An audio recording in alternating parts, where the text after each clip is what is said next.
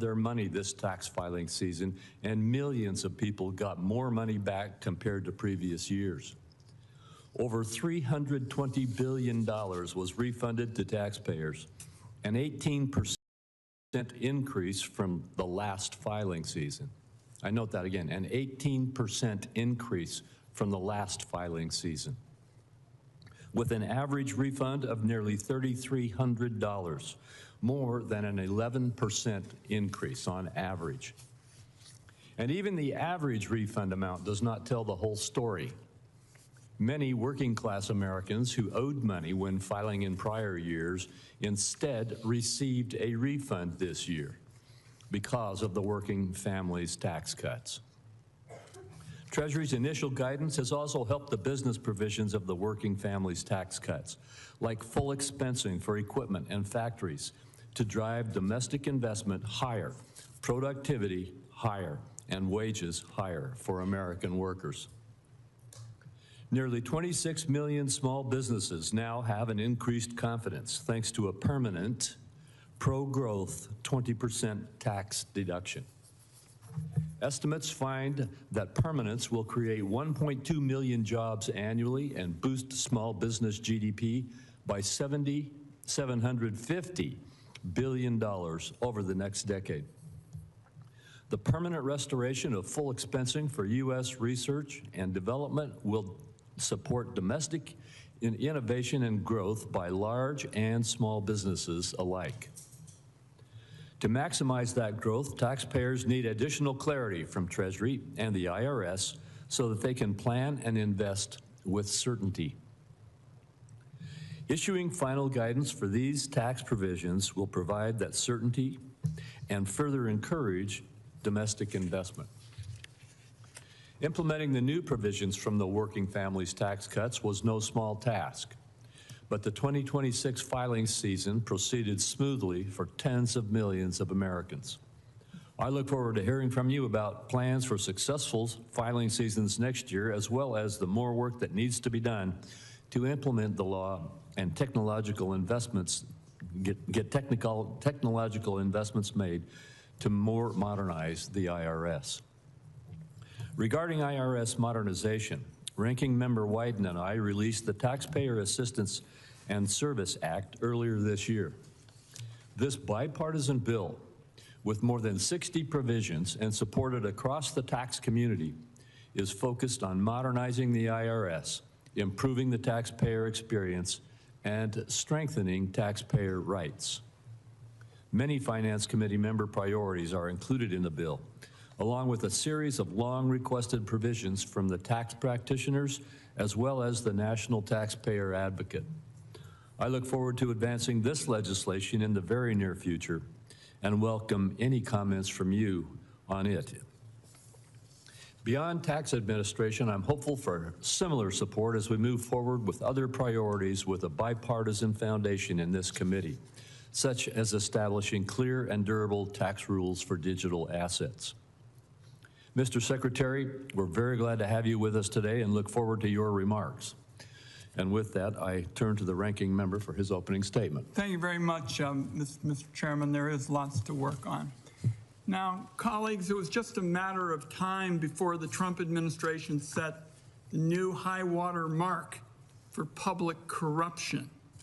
That moment arrived a little more than 2 weeks ago with the settlement of Trump's ridiculous IRS lawsuit. This hearing is the first opportunity for Congress to examine it. So let's start by zooming out to get a full appreciation of how dirty this whole situation has been. Donald Trump sued his own administration for $10 billion over a tax return leak that happened on his watch. A judge appeared ready to toss the lawsuit, so Trump rushed a settlement for personal gain. The acting attorney general went out yesterday and said they're not moving forward with the $1.8 billion insurrection slush fund. The other part of this settlement apparently remains in place, and that is the part that presents the biggest direct benefit to Trump. Todd Blanche let Trump off the hook for potentially $100 million in back taxes by canceling what's reported to be a long-running dispute with the IRS. Then he let the entire Trump family and the Trump organization off the hook for any tax crimes they may have committed in the past. As of right now, everybody in America is subject to audit except the Trump family. Unfortunately, the Senate Republican leader was quoted this morning saying that this is business as usual, that it's a standard settlement. The reality is that's totally wrong. Two former IRS commissioners have now confirmed that this is completely without precedent. It's the ultimate case of an ultra-wealthy individual living under one set of rules while everybody else lives under another, a crooked double standard that benefits Trump and family. I take it as an admission of his own guilt when it comes to tax cheating. Trump and his family have been stuffing every dollar they can grab into their own pockets. If everything was on the level, it seems to me he wouldn't need Todd Blanche to get the IRS off his back. Secretary Bessent owes the committee an explanation of what the Treasury knows about the dirty settlement. That's because his department was involved from beginning to end. Treasury was a defendant and a negotiator in the lawsuit. It was informed by IRS attorneys that Trump had no real case. And it sure looks to me like Treasury's top lawyer quit his job in objection to the settlement. This is an abuse of the IRS that goes way beyond anything that I have any familiarity with. My view is this committee needs to investigate this on a bipartisan basis. Blanche allegedly dropped the insurrection fund, doesn't change that. So what's particularly shocking about a corrupt deal like this is it comes when so many American families are fearful about the economy. I was home last week having 4 town hall meetings in parts of my state that are bright red. And what they talked to me about was the pain of inflation going up, wage growth going down, the job market flattening. The Trump administration doesn't seem to care. Last week, Secretary Bessent was asked during an interview about price increases caused by the Iran war. He said, I quote, "It was less than $200 in extra gasoline costs. All the Democrats want to talk about is beef and gasoline." Now, to me, you might think that a political leader couldn't get any more dismissive of people's economic concerns. But then Donald Trump topped it himself. When asked if Americans' financial situations made him think about ending the war that he started, he said, and I quote, "Not even a little bit." He continued, "I don't think about Americans' financial situation. I don't think about anybody." Mr. Chairman and colleagues, I've never heard a President of the United States talk in such a dismissive way about the hurt of the American people. And then he rambled through his ever-changing goals in the quagmire of a war. No sympathy for struggling families at all from the president. Americans are increasingly spending down their savings and going into debt to get by. The people running the country are ratcheting up the cost of living with wars, tariffs, and cuts to health care and basic services. It's cold comfort to somebody who had to max out their tax credit card to feed their kids that Trump might get his face on a $250 bill. But that's the kind of priority that apparently the Treasury Department is focusing on these days. Even outside of economic matters, the Treasury Secretary is simply out of step with the American people. There's no better example than the fact that there's been a cover-up of the massive file of Epstein's financial records for a year and a half. This is part of the effort I've made. It's the only one to follow the money in the Epstein situation, and yet there's been a denial of access to committee investigators and lying in public about their significance. That subject alone deserves its own hearing.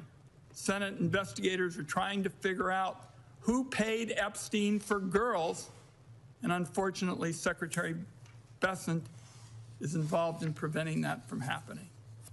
The bottom line in this administration is the machinery of government works to the benefit of Donald Trump before all else. That's the corrupt framework that produces insurrection slush funds, protects pedophiles, and dismisses the concerns of people who are worried about being able to make rent and to feed their families. There is an awful lot for the committee to discuss today, Mr. Chairman, and I look forward to question and answers. Senator Crapo. Thank you, Senator Wyden. Secretary Bessent, you may make your opening statement. Chairman Crapo, Ranking Member Wyden, and members of the committee, thank you for convening today's hearing.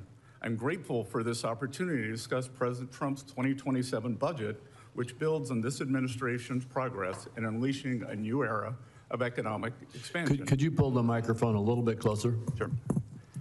I last appeared before this committee just a few weeks before the Senate passed the Working Families Tax Cuts. So on the heels of the most successful filing season in IRS history, I'd be remiss if I did not begin by thanking the committee for helping to deliver this once-in-a-generation bill to the president's desk. This day, under President Trump, we celebrated how much more money hardworking Americans kept, not how much the government took. Over 62 million tax returns claimed at least one of the president's signature new tax cuts. No tax on tips, no tax on overtime, deductibility of American car loan interest, and enhanced deduction for low and middle income seniors. All told, the average refund increased by over 11%, with refunds increasing by 18%. But as important as what this legislation achieved is what it prevented. If opponents of the working family tax cuts had their way, our economy would have absorbed the largest tax hike in its history, over $5 trillion. 90% of American taxpayers would have seen their standard deduction slashed, while 40 million families would have seen their child tax credit halved. Instead, this committee held the line, and the American people had a better tax day because of it. Notably, President Trump's pro-growth policies don't stop at putting more money back in the pockets of working and middle-class families. They extend to placing the American dream within the closer reach of their children. For context, nearly 40% of Americans have no exposure to our great U.S. equity market, no stake in the companies they helped to build. Trump accounts represent a profound reimagining of that arrangement. They will ensure that every American child can benefit from private ownership and compound growth, that every American child, in short, is born a shareholder. To date, nearly 6 million Trump accounts have been opened, with 1.4 million eligible for the $1,000 seed contribution. Of course, as his tax cuts deliver relief for working class Americans, President Trump's economic agenda is bolstered by two other distinct but reinforcing levers: trade and deregulation. Let me briefly address both in turn. First, the president is undeterred in his determination to open markets for U.S. goods and services while rebuilding U.S. manufacturing capacity. Over the 12 months ending March 26, the trade deficit for goods declined by approximately $370 billion compared to the same time frame ending March 2025.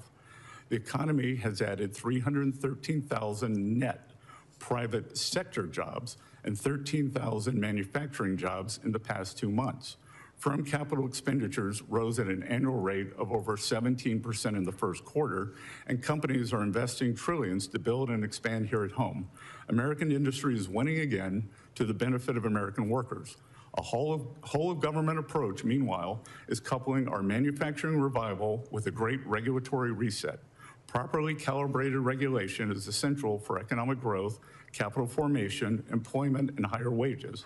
So at the outset of this administration, President Trump set the ambitious benchmark of slashing 10 existing regulations before issuing a single new one.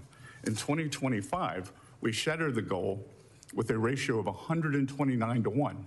As a result, the regulatory actions generated more savings last year than in those of the prior Trump administration combined. Separately, any one of our initiatives on trade, tax cuts, and deregulation would be substantial. Taken together, they are transformative. Before President Trump took office, our trading partners exploited America's markets, our regulatory states smothered businesses, and our tax code was poised to punish workers and job creators. Today, his policies are driving lower taxes, bigger paychecks, and broader prosperity. So I thank you on this committee for its partnership in this critical work, and I look forward to building upon our stride through the President's budget for the year ahead. Thank you. And I had hoped to keep this in terms of the economy. Senator Wyden has mendaciously slandered the Treasury building in an attempt to cover up his son having an investment meeting with Jeffrey Epstein to ask for funding. Thank you. Mr. Chairman, Yes. let's be clear here. Nobody is interested in the ramblings of a capo in the most corrupt regime in American history. We want to get some facts about this deal. That's what we're here for. Thank you. Well, thank you, and I will ask my questions first today. And we would like to hear what Adam Wyden and Jeffrey Epstein talked about. Your son's largest investment position was Rick's Cabaret. So did your son and Jeffrey Epstein talk about pole dancing as he begged him for money using your limited credibility? Should I just proceed? I'm going to proceed with my questions, and Mr. Secretary, I'm going to start with regard to the issues that Senator Wyden raised. There have been a lot of accusations about the settlement agreement between the President and the IRS over the leak of his tax returns. On Monday, the Department of Justice announced that it would abide by the district court's ruling in joining the creation or operation of the Anti-Weaponization Fund that was established under the settlement agreement. Yesterday, Acting Attorney General Todd Blanche announced at a hearing that we are not moving forward with the fund, period. With respect to other parts of the settlement agreement, I'd like to give you the opportunity to set the record straight. Understanding that there is ongoing litigation, what can you share with us about Treasury and the IRS's role in the settlement agreement? Specifically, since IRS CEO Frank Bisignano signed the settlement agreement, what can you share with us about Mr. Bisignano's role in reaching that agreement? Thank you for the question, Mr. Chairman. As we've done throughout this matter, the Department of Treasury is following the direction of the Department of Justice. And as you noted, Acting Attorney General Todd Blanche testified yesterday that the government will not be moving forward with the fund. We intend to comply with that direction. I do not have any additional details into what that means at this time, but I will note that even with the Acting Attorney General Blanche's statements yesterday, this matter is still subject to ongoing litigation, so I'm unable to comment further on it. As with all department litigation, the Department of Treasury and the IRS were represented by the Justice Department, so any additional questions about the settlement or the fund should be addressed to the Justice Department and Acting Attorney General Todd Blanche. Thank you, Senator. All right, thank you. With regard to the working families tax cuts, affordability remains top of mind for families across this country. Last summer, Republicans acted to prevent what would have been the largest tax increase in American history and delivered meaningful pro-growth tax relief through the working families tax cuts, providing much-needed support to American workers and families. Can you talk about Treasury's work so far to implement this groundbreaking tax relief, and what parts of the law do you view as the most helpful in addressing affordability issues? Thank you, Senator. Since the working families tax cut was passed in record time on July 4th, I would describe the benefits as a barbell. On one side, we have seen for American business the immediate expensing of capital goods and factories, which have led to more jobs and construction jobs. On the other side, we have seen the president's signature policies: no tax on tips, no tax on overtime, reduced taxes on Social Security, and deductibility of American-made cars on the loans for those. 99% of the filers claiming any of those four deductions had incomes under $200,000, 90% had incomes under $100,000. We saw record tax refunds, And we are not able to measure the delta in the refunds because we can only calibrate someone who had gotten a refund the year before, so that we cannot calibrate if someone had paid in. And as I have traveled across the country, many people have said, paid a substantial amount last year, I've gotten a very large refund this year, and I think very importantly too, the certainty that our small businesses have gotten. Thank you. The Senate Finance Committee is engaged in productive bipartisan discussions on the taxation of digital assets. As the digital asset industry continues to grow and evolve, there's an increasing need for durable, common sense rules of the road that provide certainty for taxpayers, support innovation, and help ensure that the United States remains competitive in the global digital markets. Does Treasury support congressional efforts to develop comprehensive digital asset taxation? And in your view, what are the risks of continued inaction, both in terms of taxpayer compliance and America's ability to remain competitive in the rapidly growing digital asset economy? Senator, since President Trump issued his executive order, Treasury has been working tirelessly to implement the action on digital assets. We saw Congress pass stablecoin legislation, Clarity Act, which I would encourage everyone to get behind. It's very necessary to bring U.S. best practices onshore. And we work tirelessly in terms of custodying these assets and keeping them, making the U.S. the innovation capital of the world. Thank you very much. My time has expired, and I encourage all my colleagues to note when their time expires. We want to keep moving expeditiously. Senator Wyden. Thank you very much, Mr. Chairman. Secretary, yesterday, Acting Attorney General Todd Blanche indicated that the administration is not moving forward with the slush fund, but there's been no indication of what this means for the Trump alleged IRS audit immunity. So my first question is, does the IRS audit immunity given to Trump, his family, and his businesses still stand? I'd like a yes or no answer to that. You can ask me the question. You can't tell me how to answer it. So, yeah, I got five minutes. I'm going to use them for these questions. Using up your time now, sir. As I said, I am unable to comment with ongoing litigation. Okay. So that we understand what's at stake here. This immunity deal is the biggest scam against the taxpayer in American history. And Americans are going to pay taxes, and Trump and his clan won't. So we'll start with that. Now, my second question is, every president's tax return gets audited, Mr. Secretary. Who originated the May 19th addendum canceling Trump's audits? Was it Trump, DOJ, or Treasury? Again, sir, as Albert Einstein said, doing the same thing and expecting a different answer is the definition of insanity.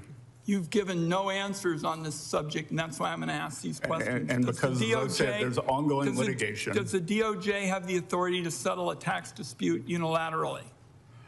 The DOJ acts as the attorney for Treasury and the IRS. So the tax code says the DOJ can only settle a tax dispute if you, the Treasury Secretary, first deferred the dispute to DOJ in the case we're talking about.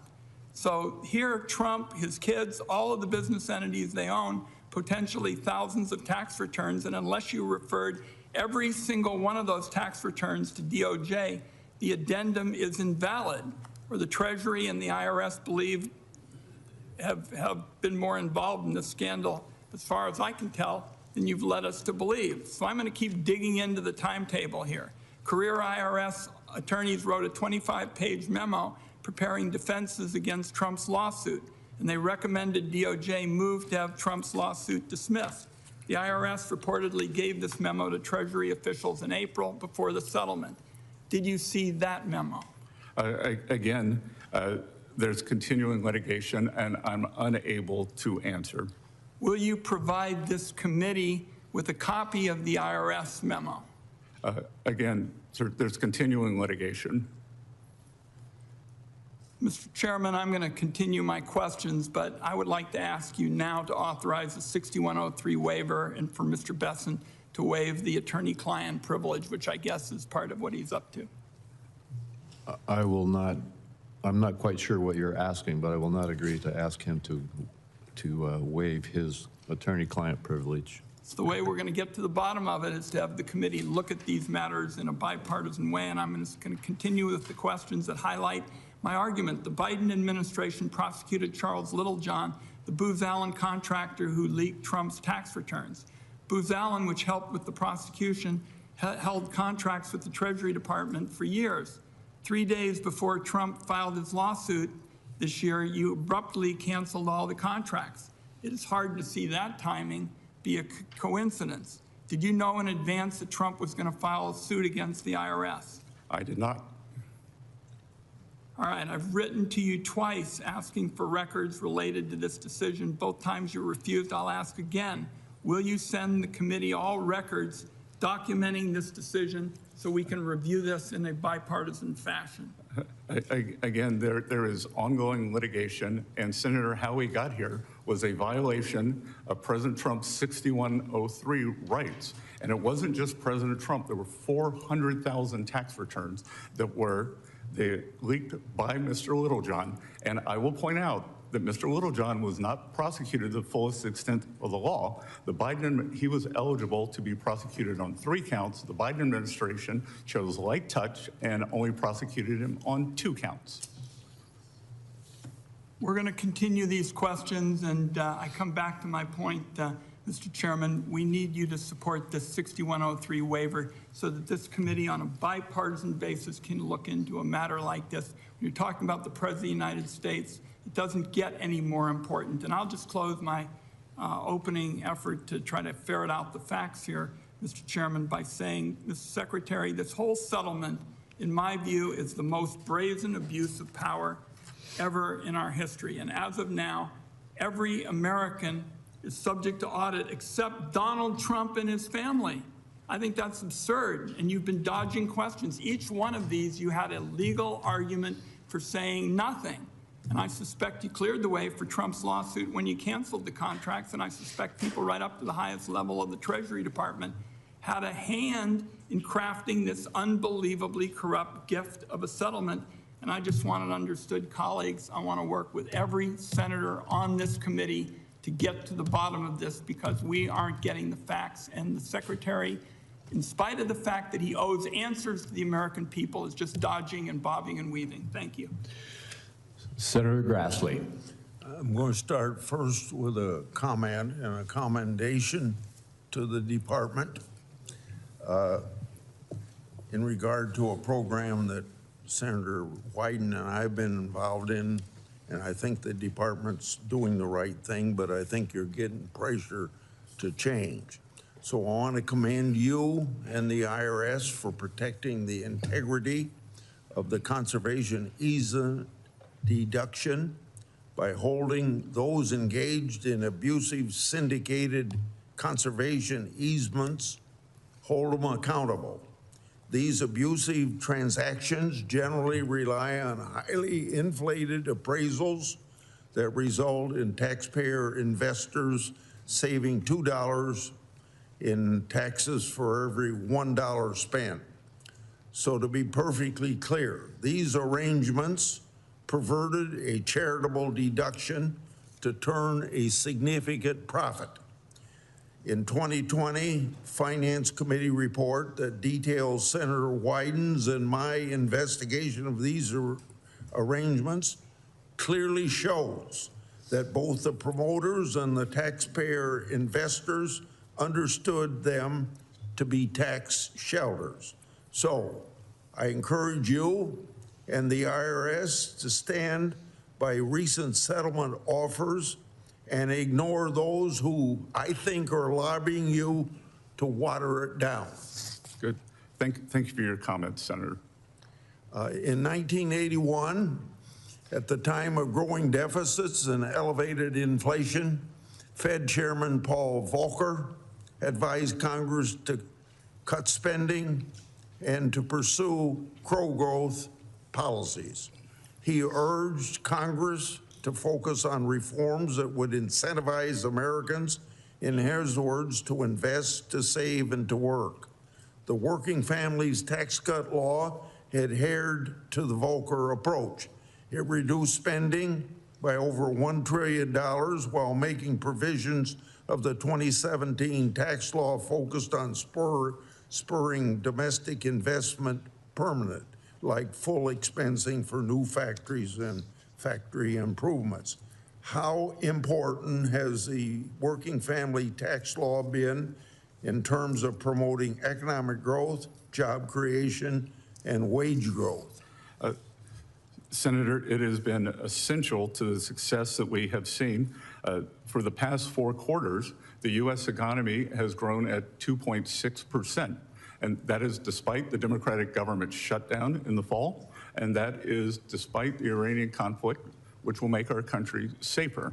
And what we are doing on the household side, as I said, almost 50% of the tax returns we received had one of the president's 4 signature policies. On the other side, the pro-growth, the tax policy for our corporations, immediate expensing of capital equipment, of structures, including farm structures, and the 100% expensing for R&D, and certainty, Senator. It is the certainty that allows both big and small businesses to be able to plan for the future, for hiring, for capital expenditures, and it is this capital stock and investment that generates high after-tax returns and increases productivity, and if productivity increases, or what increases real standards of living, sir. This will have to be my last question. You've been a proponent of targeting annual deficits of 3% of GDP, which roughly aligns with the post-World War II average. During the last 2 years, the Biden administration, we saw a deficit of 6.2% and 6.3%. In 2025, President Trump's first year in office, a deficit came in at 5.8% of GDP. How does President Trump's budget and deregulatory agenda ensure the annual deficit stays on a downward trend towards that 3% that you advocate? Senator, as I said all the way back as far as my confirmation hearing, we do not have a collections problem. We have a spending problem, and we have a growth problem. So if we can constrain spending and grow our economy, then we have the ability to pay down debt and get back to the 3% target, which I believe that we can achieve something with a 3 in front of it by the end of President Trump's term. Thank you. Senator Warner. Thank you, Mr. Chairman. Secretary Bessent, good to see you again. Good morning, Senator. Yesterday, the administration took an action that, again, I thought I could no longer be surprised, but I was surprised. The president put in Bill Pulte as the Director of National Intelligence. Now, I know it's not your area, but the whole law that was set up establishing the Director of National Intelligence was to make sure that this position was filled by someone with a great deal of national security experience. Now, Mr. Pulte currently is within your domain. Do you know, does Mr. Pulte even have a security clearance? Senator, I do not. Okay. In being head of the FHFA, isn't that a full-time job? It's a very important position. Yeah. So the notion that Bill Pulte is going to remain as head of the FHFA and moonlight as the Director of National Intelligence, I don't understand. But to me, it seems insulting to the thousands of men and women who work in the intelligence community. Again, Mr. Pulte reports to you. No, it's an independent administration. Well, but within. Or let me just ask. Let me ask you this: how would you describe Mr. Pulte's temperament? I spoke with Director Pulte yesterday and congratulated him and said I look forward to continue working with him on FHFA matters and wished him luck as he gets up to speed in D&I, and told him that we had several pressing issues on Iran. So you're totally comfortable with the notion that Mr. Pulte, who at least in press reporting, you've had quite a number of differences with, is going to be able to do both the director of FHFA and the director of national intelligence? Well, sir, many teams squabble in the locker room and go out in the field. Okay. Well, Mr. Pulte has had a record of not respecting confidential information. He has weaponized mortgage information. I think everyone would at least acknowledge the factual basis of that, and the idea that he's going to suddenly be given the keys to the most classified secrets that keep our country safe. I just would have wished that someone in the White House would have gone to the emperor and said, on this one, you got no clothes. And it's an embarrassment. Let me get to another topic. Agentic AI, you know, I think there's great promise from AI. There's also downsides, but as we think about agentic AI agents, I'm sending letters on this. I think we need a strong fiduciary regime around those agents. I mean, one bank said to me recently, if your agentic AI agent goes off and buys a bunch of retail stuff for you and you get it home and then a human being says, I don't want this stuff, who bears the burden? As you think about, you know, the notion, I know we've talked about this in the past, of agentic AI agents, do you believe that we need some level of strong fiduciary regime? The president's executive order yesterday, I think, strikes a very good balance between innovation and safety, because that is a calculus we are trying to optimize for. I've been in contact with all of the large language model labs. I was in San Francisco on Saturday meeting with them, and we have convened at Treasury, we have convened the largest banks, and they are working diligently on their standards, because by their nature, they have the strongest cybersecurity departments. I think that the rest of industry can learn from them. Well, again, we may agree to disagree. And the notion that a simply voluntary regime, fiduciary duty would imply some duty. I've talked to many of the banks. They think with Mythos, they are totally unprotected.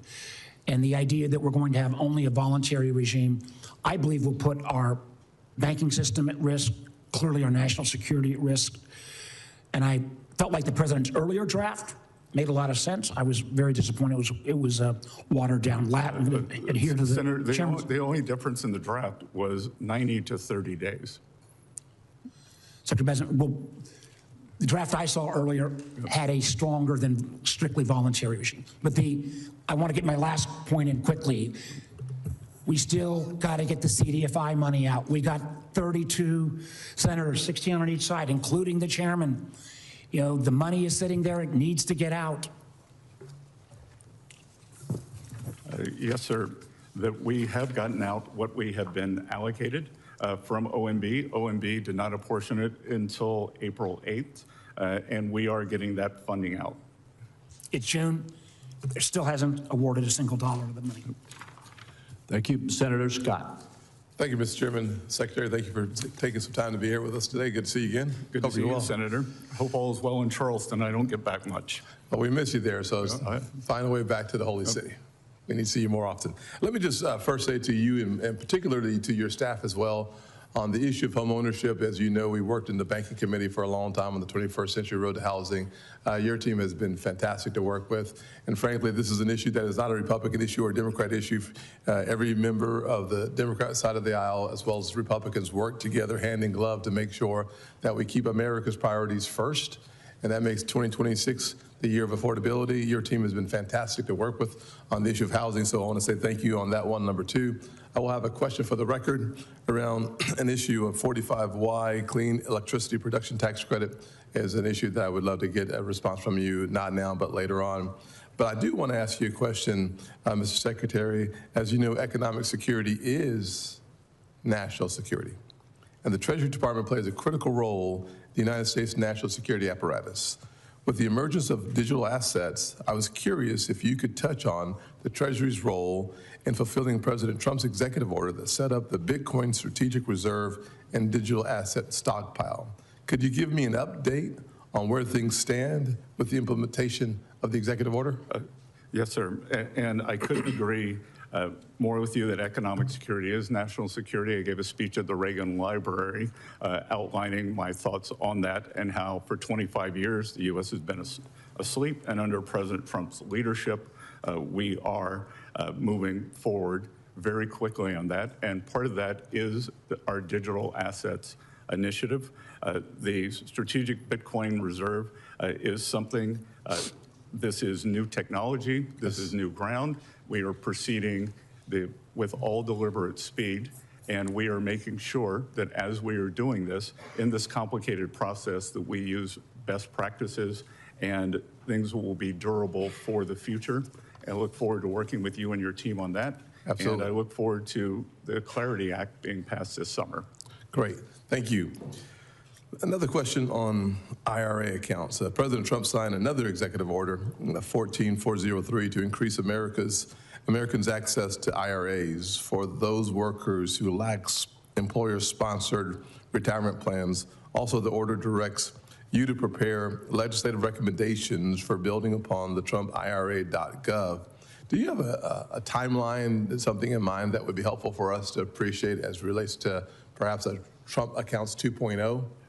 So, sir, we have the launch of Trump Accounts on July 4th. Okay. And we are consumed with that. So they will begin July 4th is Saturday. They will begin trading and go live on July 6th.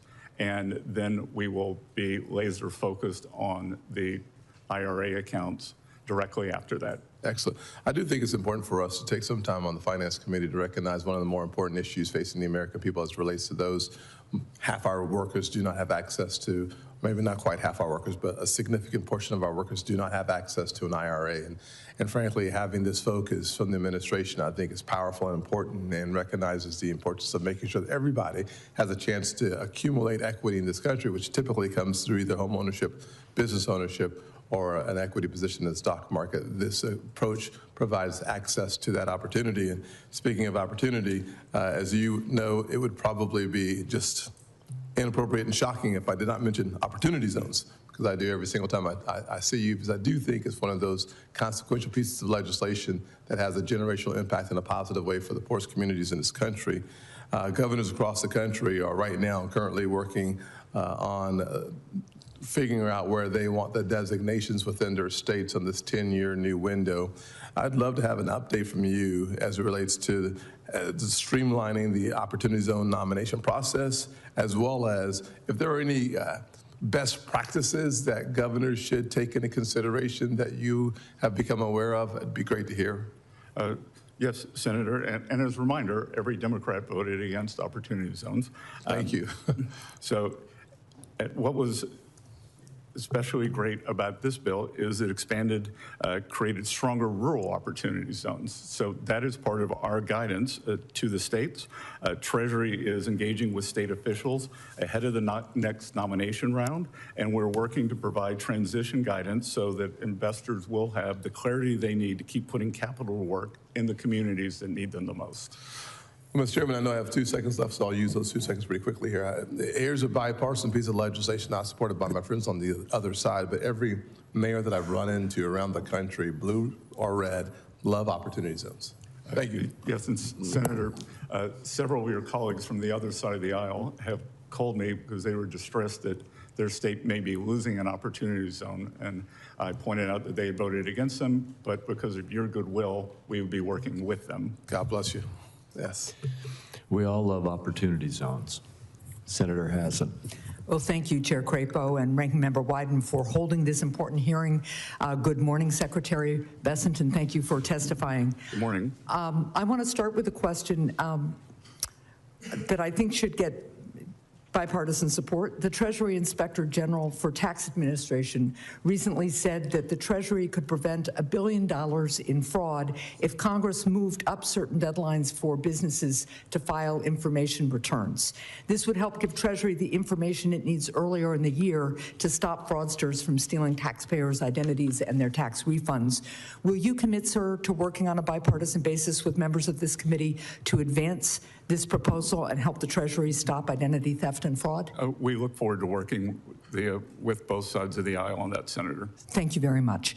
And just an observation, Mr. Chair, there's been discussion of a so-called settlement of a lawsuit between the president and the IRS. I just want to note that the so-called settlement is being challenged because of collusion, it appears, by the president and the IRS, to the point where I'm not sure a settlement agreement actually exists because a court is considering whether this is a legitimate lawsuit to begin with. But what the acting attorney general did say yesterday was that despite the slush fund being off the table, at least for now, that the grant of immunity for tax liability to the president and his family still was going to be on the books. So this is a sweetheart deal for the president. It apparently is still going forward unless a court puts a stop to it. And I think it's going to be important for the secretary to level with the American people about how much this sweetheart deal will cost them. Some news reports suggest it's at least $100 million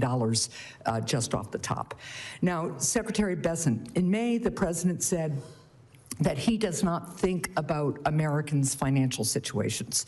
Do you think about the financial situation of the American people? I do, and as the ranking member distorted my statement, as he often does, I had prefaced my statement with, we understand that these are challenging times for the American people, that we will get over this, and that at present, the average household has paid about $200 more in gasoline. Well, we think about this every day. Well, I'm glad that you do. Do you think your boss should too? I believe remarks were taken out of context. Here's what he said. He said, quote, I don't think about Americans' financial situation. I don't think about anybody. So I'm asking you, that's the direct quote, do you think about how the American people are paying more for gas, groceries, and utilities, since the president clearly said he didn't? And you speak with the president regularly. Are you trying to tell him the truth about how much costs have increased for the American people? Well, Senator, I'm going to have to disagree with you on some of that, because I have groceries are going down. And to be clear, since President Trump took office, food prices, or as many people like to call them, groceries, food at home in the statistical data, is up 2.5%. When's the last time you were in a grocery store? Because my husband and I were just in one. And look, the average Granite Stater is paid, let me be clear, the average Granite Stater has paid $3,000 more since Donald Trump took office for basic goods and services. Meanwhile, the country lost 100,000 manufacturing jobs in 2025. So do you tell the president this information or not? Again, Senator, except for inflation, which is, I believe, going to be a short-term blip, the economic data is very strong. The jobs data has been very strong.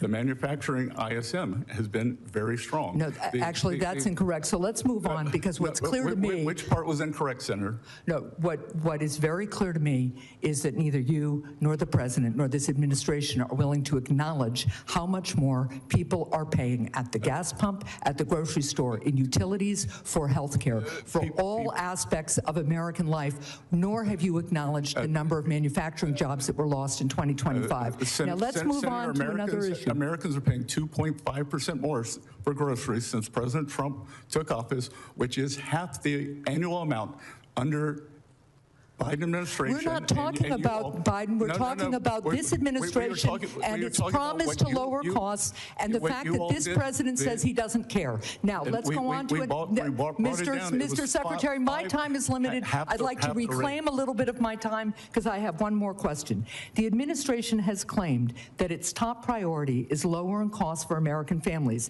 but the president instead continues to pursue vanity projects at a significant cost to taxpayers. He requested $1 billion for the White House ballroom, spent $45 million on military birthday parade, proposed a $100 million arch at Memorial Circle, and now Treasury is planning production of a $250 bill with his face on it. Mr. Secretary, how does the president's requested $1 billion ballroom or all of these other vanity products lower costs for American families or help constrain spending?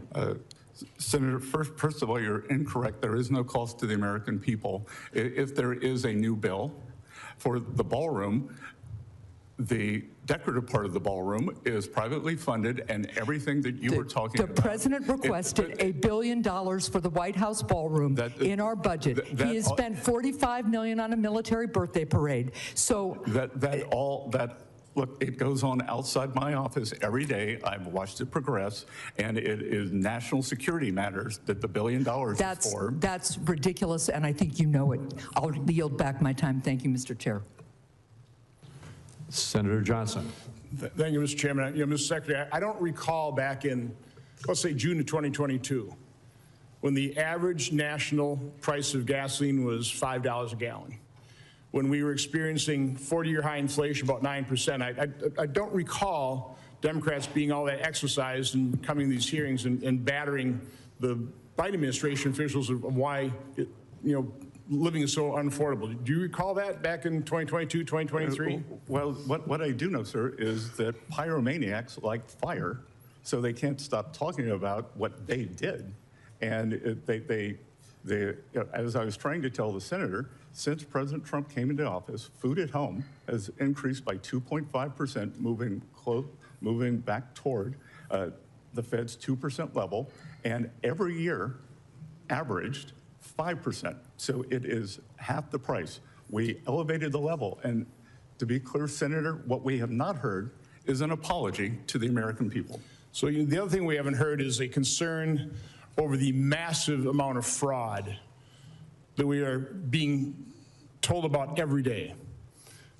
Democrats wanted a clean extension of the enhanced subsidy under Obamacare, even though once it expired, people got the subsidy anyway. But they could care less that there may be 6 million people now is what the current estimate is. 6 million people, or phantom people, taking advantage of those subsidies, costing the Treasury $25 to $35 billion a year. No concern about that from the other side of the aisle. I want to focus on fraud. The lowest estimate on an annual basis comes from GAO at $250 billion a year. We had the CEO of LexisNexis, I didn't realize they did this kind of research. They put the annual figure about $1 trillion. I think you've come up with your own figure. What do you estimate annual amount of fraud in the federal budget? At least $500 billion, sir. So again, this is a range of somewhere between 3.3 and 13.3% of our budget. A recent story, I heard it on the radio this morning, a fraudster in California in 1 year, from May 22nd to April 2023, $270 million of claims. He was paid $178 million in fraud in California out of Medi-Cal. Do you have any idea how much, okay, he's been prosecuted, he's been convicted. Do you know how much of that $178 million was recovered? Sir, what I can tell you is once the money goes out the door, it's very difficult to recover. The best way to prevent the fraud is to prevent it before it goes out the door. And Senator, I will tell you, the other heartbreaking part of this is I did a round table in greater Minneapolis, and there were several owners of autism clinics there, valid clinics, who are having trouble getting funded, and they are doing the right thing for these families and for those children. Right, so the fraud prevents the money going to the people who truly need it. It's really intended for. And that's my point. I don't think this is up to date, but it's the most recent figure we have. The Department of Justice publishes their list of indictments and prosecutions. About $4.7 billion is being prosecuted out of a total of somewhere between $250 billion and $1 trillion in fraud. So I know Dr. Oz suspended payments to, 400 hospice centers in California? In Los Angeles has a third of all hospice centers. They suspended payment to 400, and not one of them complained. Why wouldn't one of those 400 hospice centers not complain about losing their funding? Again, Senator, we could speculate that it's fraudulent, and the key here, Senator, is transparency. We need to be able to see where this money is going. For everything that went on in Minneapolis and Minnesota, there was transparency. There was a list of the Laring Center. You were able to see, receive this much. This is the address. These are the people. But Democrat government officials ignored that transparency, didn't they? It was right. They had access to it. They ignored it. Well, they ignored that, but in many states, like New York State, Illinois, they refuse any level of transparency. I believe that's true of the governor of Wisconsin as well, refusing to turn over records on, some of the welfare benefits that Wisconsinites get, correct? Should be a bipartisan issue, sir. So what can you do? I mean, to prevent it? I mean, Dr. Oz obviously just suspended payments. I'd imagine you're somewhat limited there. I mean, I know Vice President Vance has got a fraud task force. We've got to get our arms around this, and we're not going to get any help from the other side of the aisle, so it's going to have to be done through executive action. What can you actually do? We are supporting Vice President Vance in this task force. There has been a new Assistant Attorney General appointed to do this, and this is an all-of-government effort by the Trump administration. Well, we wish you luck. It's crucial. Thank you, Mr. Chairman. Thank you. Senator Whitehouse. Thanks very much. Secretary, welcome.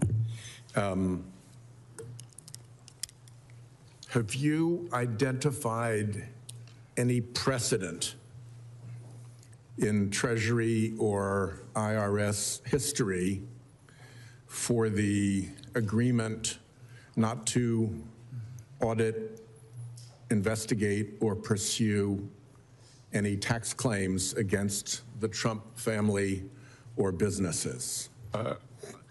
I can't identify any precedent where 400,000 tax returns, including the people you just mentioned, and all of their employees were leaked in a violation of one of the most sacred duties of the IRS. So let me cut to that then. Senator.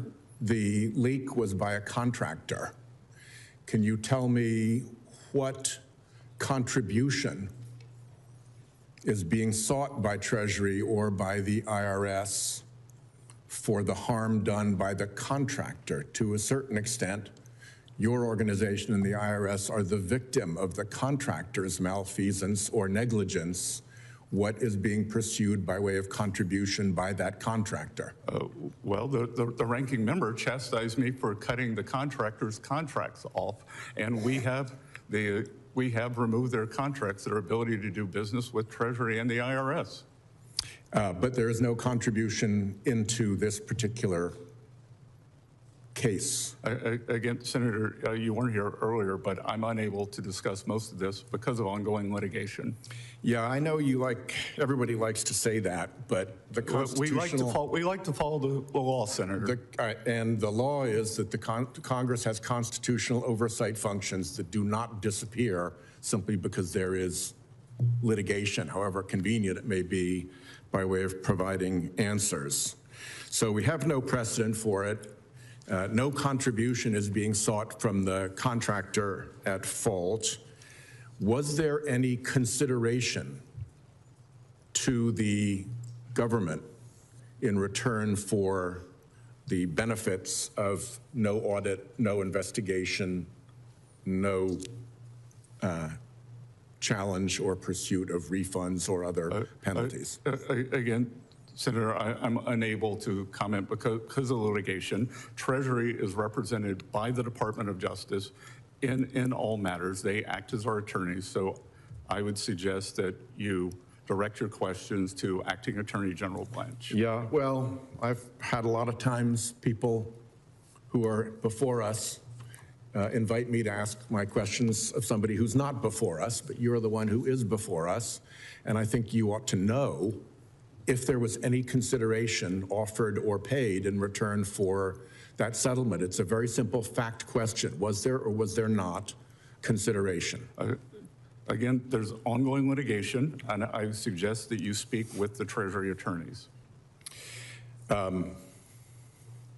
If this kind of behavior is okay with the chairman, I'll just pursue other questions. But, you know, what goes around comes around in terms of dodging questions. I believe it's very clear that witnesses of any kind cannot discuss ongoing litigation. They can certainly discuss a fact that they are aware of. The fact that there is some litigation out there doesn't mean that a witness can't say, yeah, there was no consideration, or yes, there was consideration. Was there a defense analysis memo? It's referenced in the judge's decision in Florida. Was there a defense analysis memo prepared by the IRS? And more specifically, did you see it? Again, I'm not going to be able to comment on these matters. Mr. Chairman, this just makes no sense at all. I've been a lawyer all my life. I have some idea of what is protected when you have a ongoing bit of litigation. Whether this individual has seen an official memo from within his own department is a very simple question to answer, and I think it's completely inappropriate to have this game of dodgem be pursued without any consequences. Well, last of all, here's another question. Was there any analysis of what harm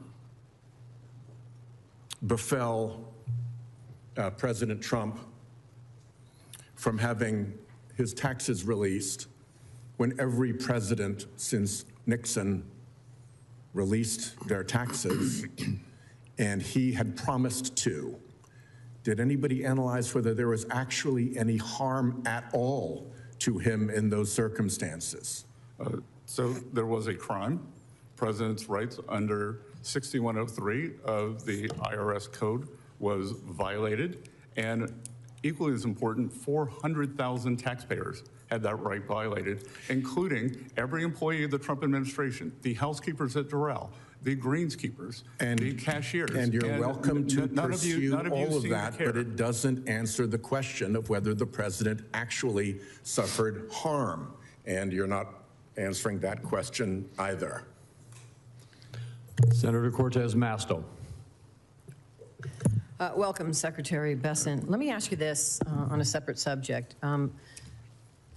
Federal law prohibits the image of a living person from appearing on a U.S. currency, and that includes the President of the United States. Isn't that correct? That is correct, Senator. Thank you. There's reporting that your U.S. Treasurer, Brandon Beach, and his senior advisor, Mike Brown, have been repeatedly urging staff at the agency's Bureau of Engraving and Printing to prepare prototypes of the note, a $250 bill with President Donald Trump's face on it. And in fact, in August and September, Beach provided Bureau staff with mock-up designs for the note, including one that shows President Donald Trump's face in the center of the $250 bill between the signatures of the president and your signature. It is also reported that the artist who said he designed the mock-up told the Post that he had spoken with Trump about it. Is it true that your staff is pursuing a mock-up of this bill with President Trump's face on it? That was in coordination with pending legislation in the Congress to change the requirement that a person must be deceased to be on the currency. So you're acting before legislation has even passed to authorize it, is that correct? Just as we did with the Working Families Tax Cut, we were prepared in advance. At Treasury, we do things in advance. My predecessors seem to scramble to do things at the last minute. So if the law does not pass, do you intend to still move forward without the authorization from Congress? Of course not. We will follow the law. Thank you. Let me ask you this question with respect to the agreement and the lawsuit settlement that a lot of my colleagues have been talking about, shielding the president, his family, and corporations from any future audits. You are the acting IRS commissioner, correct? That is incorrect. What is your position right now with the IRS? My term expired. So you have no position with the IRS whatsoever? The IRS is a bureau that reports to Treasury. When there is no commissioner, those duties float up to me. All right. So there's no interaction that you have right now or responsibility over the IRS other than the commissioners there? The commissioner has free reign, and you don't have any authority to stop anything? No, there is no commissioner, so I assume those duties. So there is no commissioner, so you're acting commissioner? No, that's incorrect. Okay, so for purposes of the public, let's get it straight so the public knows your involvement. There is no commissioner. There's somebody that is acting. I had previously been the acting commissioner. Okay. Senator Warren, who likes to send me a lot of letters, was kind enough to send me a letter. Yeah, I'm just trying to figure out your role with the IRS. For the purpose of the public and transparency, what is your role currently with the IRS and your authority? I am performing the duties of the commissioner. Oh, so you are. Okay, got it. So let me ask you this, because you talked about not only Donald Trump and his family, but there were 400,000 taxpayers' information that was also leaked by Mr. Littlejohn, the contractor working for the IRS. Do you intend to give them the same immunity as President Trump and his family received? Again, you were not here at the beginning. I had a statement that I read to Chairman Crapo that I am unable to provide any additional details. Well, that's not part of the litigation. Due to litigation. That's the 400,000 taxpayers aren't part of the litigation. You have said there were 400,000 taxpayers' information that was also leaked. They're not part of that litigation. Do you intend to give them the same immunity that you gave Donald Trump and his family and corporations that were part of the litigation? Senator, you may have missed the first part of this, but Treasury does not give any of that. We are represented by the Justice Department.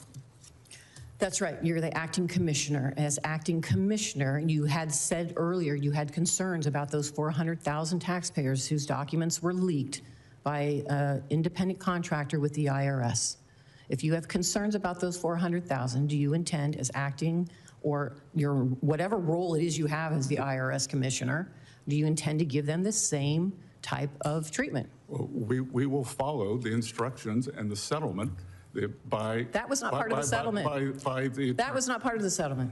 So clearly, let me just say, that was not part of the settlement. It's been very clear you're dodging this, and you're trying to use it as an excuse. It's just outrageous on behalf of the American public. So let me just move on. And that I will follow the law as an excuse, Senator? When you were going through your confirmation process, you stated that your goal was to get the federal budget deficit to 3% of GDP by the end of President Trump's term. However, in the administration's budget proposal for this year projects a deficit of over 5% of GDP by 2029. Do you no longer intend to achieve that 3% goal? I do. I said something with a 3 in front of it. And we, in fact, had a fiscal contraction last year. So we are already in the 5 range. You said something with a 3 in front of it. All right. I appreciate you being here. Senator Young.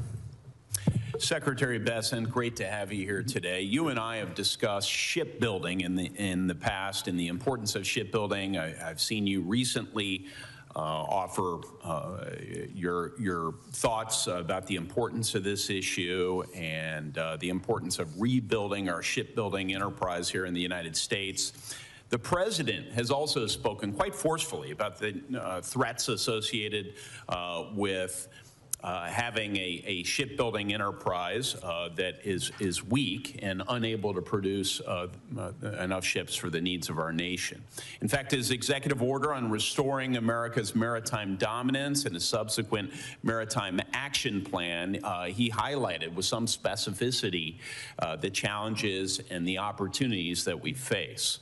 So I'm grateful for his leadership, grateful for yours, because we know China has invested heavily in this industry. They, of course, have a centrally planned economy in so many respects, and they've overinvested in their capacity. I've been briefed that China can actually build over 1,000 ocean-going vessels in a year. The United States built one last year, one ocean-going commercial vessel. For those who are skeptical of industrial policy, and I think that's a healthy skepticism, there's a reason we don't have a centrally planned economy, but from time to time, you need to deviate from the catechism. Adam Smith himself, the father of free market economics, identified shipbuilding as the one industry that a maritime nation cannot be allowed to have offshore.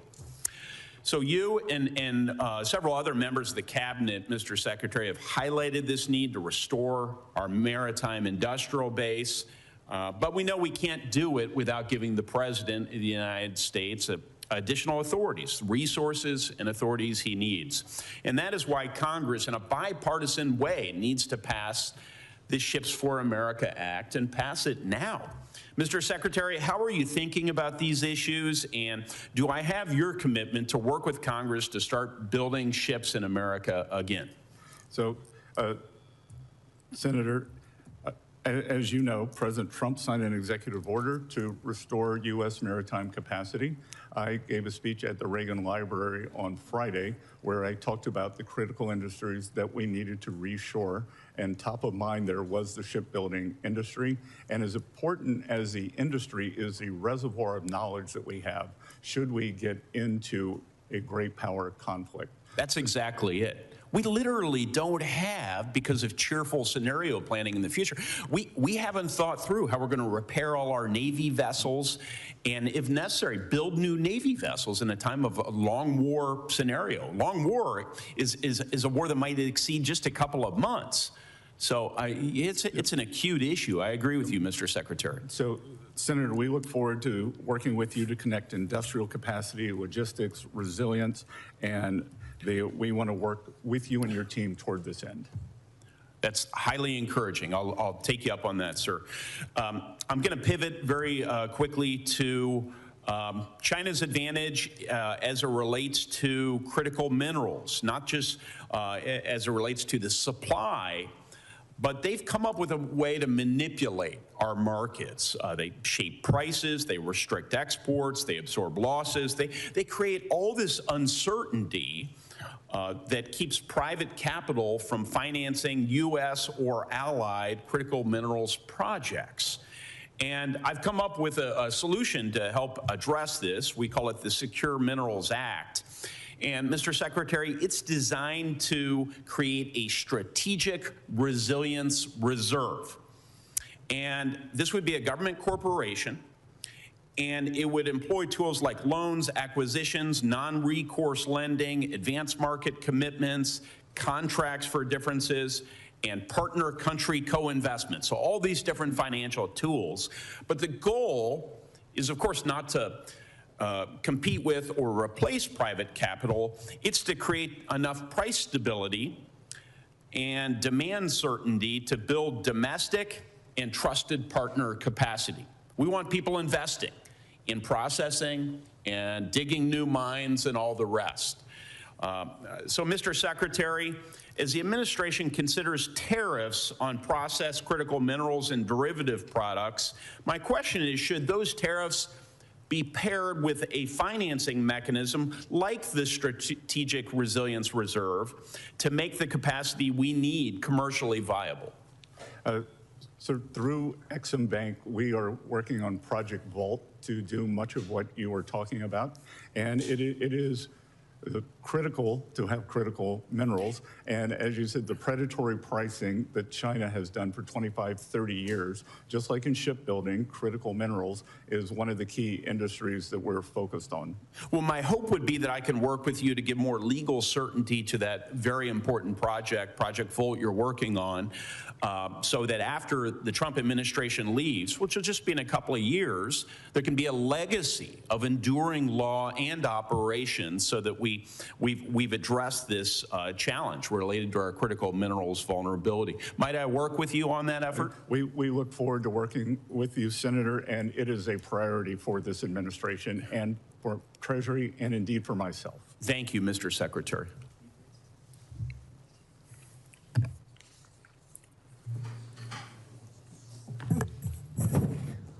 Steve, are you ready?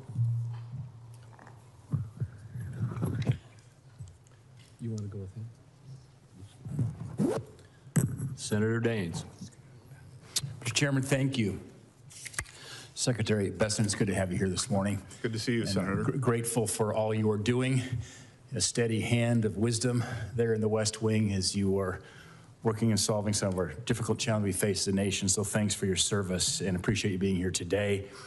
And I want to start by emphasizing how pleased I was when I saw the IRS's settlement offer for taxpayers involved with conservation easement tax disputes.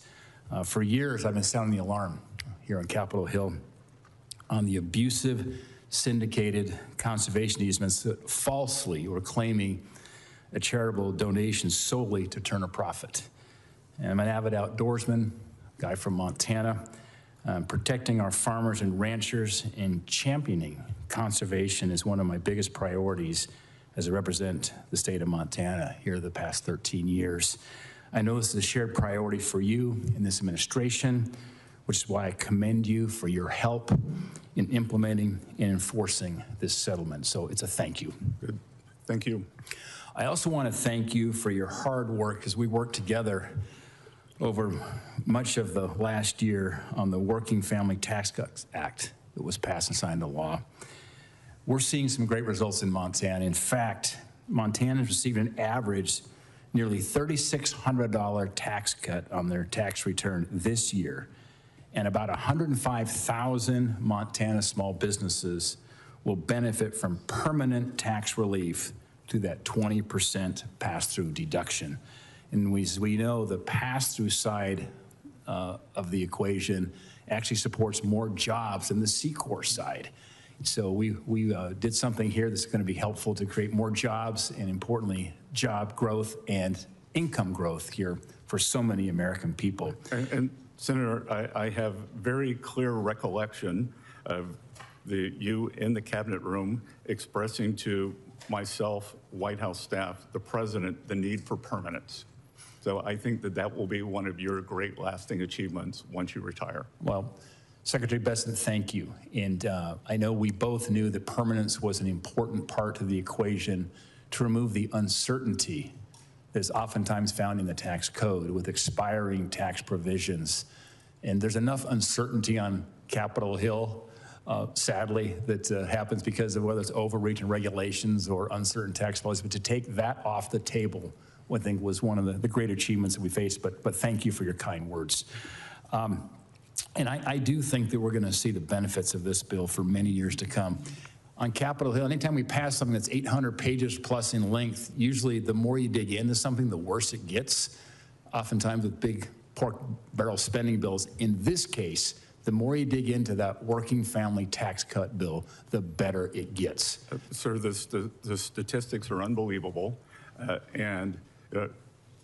We saw at the IRS that 61 million filers, they filed for at least one of the signature policies, and we are seeing an industrial renaissance because of the immediate expensing for equipment, factories, and farm structures. Well, it's music to our ears. It's what we predicted would happen. You put that kind of incentive structure in place, and I also believe as we think about our China strategy, having that 100% expensing and the R&D investment to incentivize innovation will be another lasting legacies from what we accomplished together over the course of last year. I'd like just to ask you open-ended question around how passing that largest tax cut, or said another way, preventing the largest tax increase in American history, why by making it permanent is that making the American taxpayer better off? Sir, I believe that as you said, giving great certainty, whether it's to households, small business, or large business, that provides for them to create capital stock, capital spending, and increase productivity. And increased productivity is what leads to higher standards of living across the country. Last question I have is on digital assets. Digital assets have moved from the margins now more to the mainstream. It's been clear that our tax code hasn't kept up. We bear that responsibility now to put a tax structure in place. I'm taking the lead here on the Finance Committee. As many in this committee know, that's why we've been developing now a framework that could give us clearer rules for digital asset taxation. Following the passage of the Genius Act, digital assets are becoming more integrated in our financial system, and I believe are going to play a growing role in our economy and the potential to keep driving investment in the United States. The numbers speak for themselves. The total crypto market cap reached $4 trillion for the first time in history.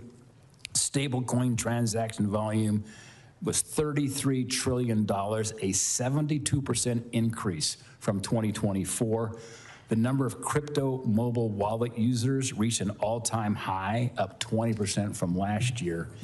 I do believe it's important that we provide some clarity as it relates to tax code, and that's our responsibility here that I'm working on at the moment. The time of the gentleman is expired. Can I finish one final question, if I could? Secretary Bessent, as the administration continues its work in digital assets, will you commit to working with Congress on implementing digital asset taxation legislation, and anticipate that very much be a two-way street? I will commit to that, and tax certainty, as we've seen with every other industry, is the key to innovation. Great. Mr. Secretary, thank you. Time of the gentleman's expired. The chairman's returned. Senator Smith. Thank you, Mr. Chair and Ranking Member, and welcome to the committee, Secretary Bessent. So, though I've not been in the room, we have this thing called closed circuit television in the Congress, so I've been able to watch the hearing in my office, and many of my colleagues have tried to get at this so-called anti-weaponization fund that was created in a settlement with the president after he sued his own IRS for $10 billion. That includes this provision that bars the IRS from auditing or taking any enforcement action on any of the president's tax returns or those of his family. And I understand I've heard you repeat many times that you cannot respond to this because of ongoing litigation. And I want to just associate myself with the points that Senator Whitehouse made, which is that I don't quite understand how we're able to do our oversight responsibilities if we can't ask any questions when anything is even in the vicinity of ongoing litigation. So let me see if I can ask a question that I don't think has anything to do with the ongoing litigation. And my first question is this, Secretary Bessent: did Brian Morrissey, your former general counsel, ever raise concerns over the establishment of the anti-weaponization fund before he left his position, before he resigned? Again, that's attorney-client privilege, Senator. Pardon me? That would have been a privileged conversation. Well, let me ask this. Does Treasury agree with the Justice Department in thinking that the court decision blocking payments out of the slush fund was incorrectly decided?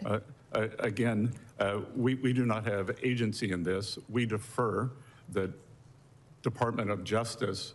They act as our attorneys, and they represent us. So you should refer any of those questions to Acting Attorney General Blanche. And okay, I'm going to come back to that, but do you at least commit to following any and all court decisions regarding the establishment or the administration of this slush fund? Do you see those court decisions as legitimate that you would follow? We follow the law. You follow the law, so that would mean that you would follow a court decision. You wouldn't have your own opinion about what the law is. You would follow the decision of the court. Am I understanding you correctly? We will always follow the law. You'll follow the decision of the court. We will follow the law. That's not what I'm saying.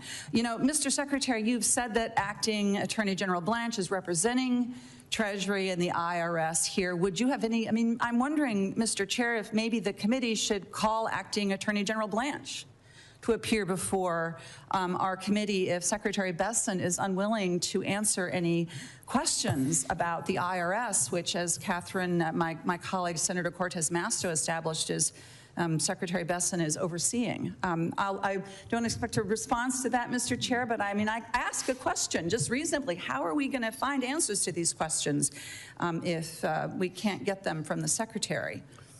Well, as the Secretary has said many times, exactly the attorney-client privilege and the relationship they have with Justice Department requires him not to answer the Senator, question. you asked if I would follow the law on a court ruling. I am following the law here. And yeah, what I noted, Secretary Bessent, is you didn't say that you would follow the court and their interpretation of the law. You said you would follow the law, which is different, as we know, with this administration. But I have just a few minutes, a minute and a half left. I want to get actually to the farm economy. This is something that you and I have discussed many times, starting when you first came into my office. You called yourself a soybean farmer, though I think that Minnesota farmers would differentiate between wealthy landowners who rent their land versus people who actually do the farming. But I can tell you that in Minnesota, Mr. Secretary, a lot of farmers are really feeling the pain. According to the Farm Bureau, farm bankruptcies were up almost 50% this last year. Minnesota has the most farm bankruptcies in the country in the first quarter of 2026. And the Farm Bureau tells us that 6 out of 10 farmers are reporting declining financial situations. So it's rough out there. Fertilizer prices are up, diesel prices are up. Could you just explain to me and to farmers in Minnesota how those increased prices driven by the war in Iran are worth the pain that they are feeling right now? Senator, do you believe that Iran can have a nuclear weapon? Mr. Secretary, this is my time to ask you the questions. How do you respond to Minnesota farmers who cannot afford the fertilizer they need? I think if you were to look in the dictionary, the definition of a farmer is someone who owns a farm and farms the land. And so as a former farmer, I will tell you that, and maybe you know, that 75% of the fertilizer had already been purchased this year. That is not what my farmers in Minnesota are telling me, sir. They are telling me that they cannot afford their fertilizer, and they know the reason why. They know the reason. There is no doubt that, that farmers have been struggling, but much of that there was a record crop last year, Senator, and what do record crops lead to? What my farmers are telling me. Lower prices. So I'm sure I will take that back. I will take that back to my producers in Minnesota, that they have they have somebody in this Department of Treasury, a former farmer, who is feeling their pain. Thank you. Senator Lankford. Mr. Chairman, thank you. Mr. Secretary, thank you. You know, a year later, after passing the Working Families Tax Cut Act, I have to tell you, it's been remarkable how fast Treasury has moved on implementation in a lot of the areas. We worked a lot together on things like full expensing and making that permanent and trying to be able to get that established long-term. That makes an enormous difference for our farmers and ranchers that are trying to buy equipment right now to be able to do that expensing. Commodity prices are down, fertilizer prices are up. But I would tell you fertilizer prices started spiking under the Biden administration, not in the past 2 weeks here, and certainly not in the past 2 months. Gasoline prices now are what they were during the Biden administration, a spike, and there wasn't a war in Iran.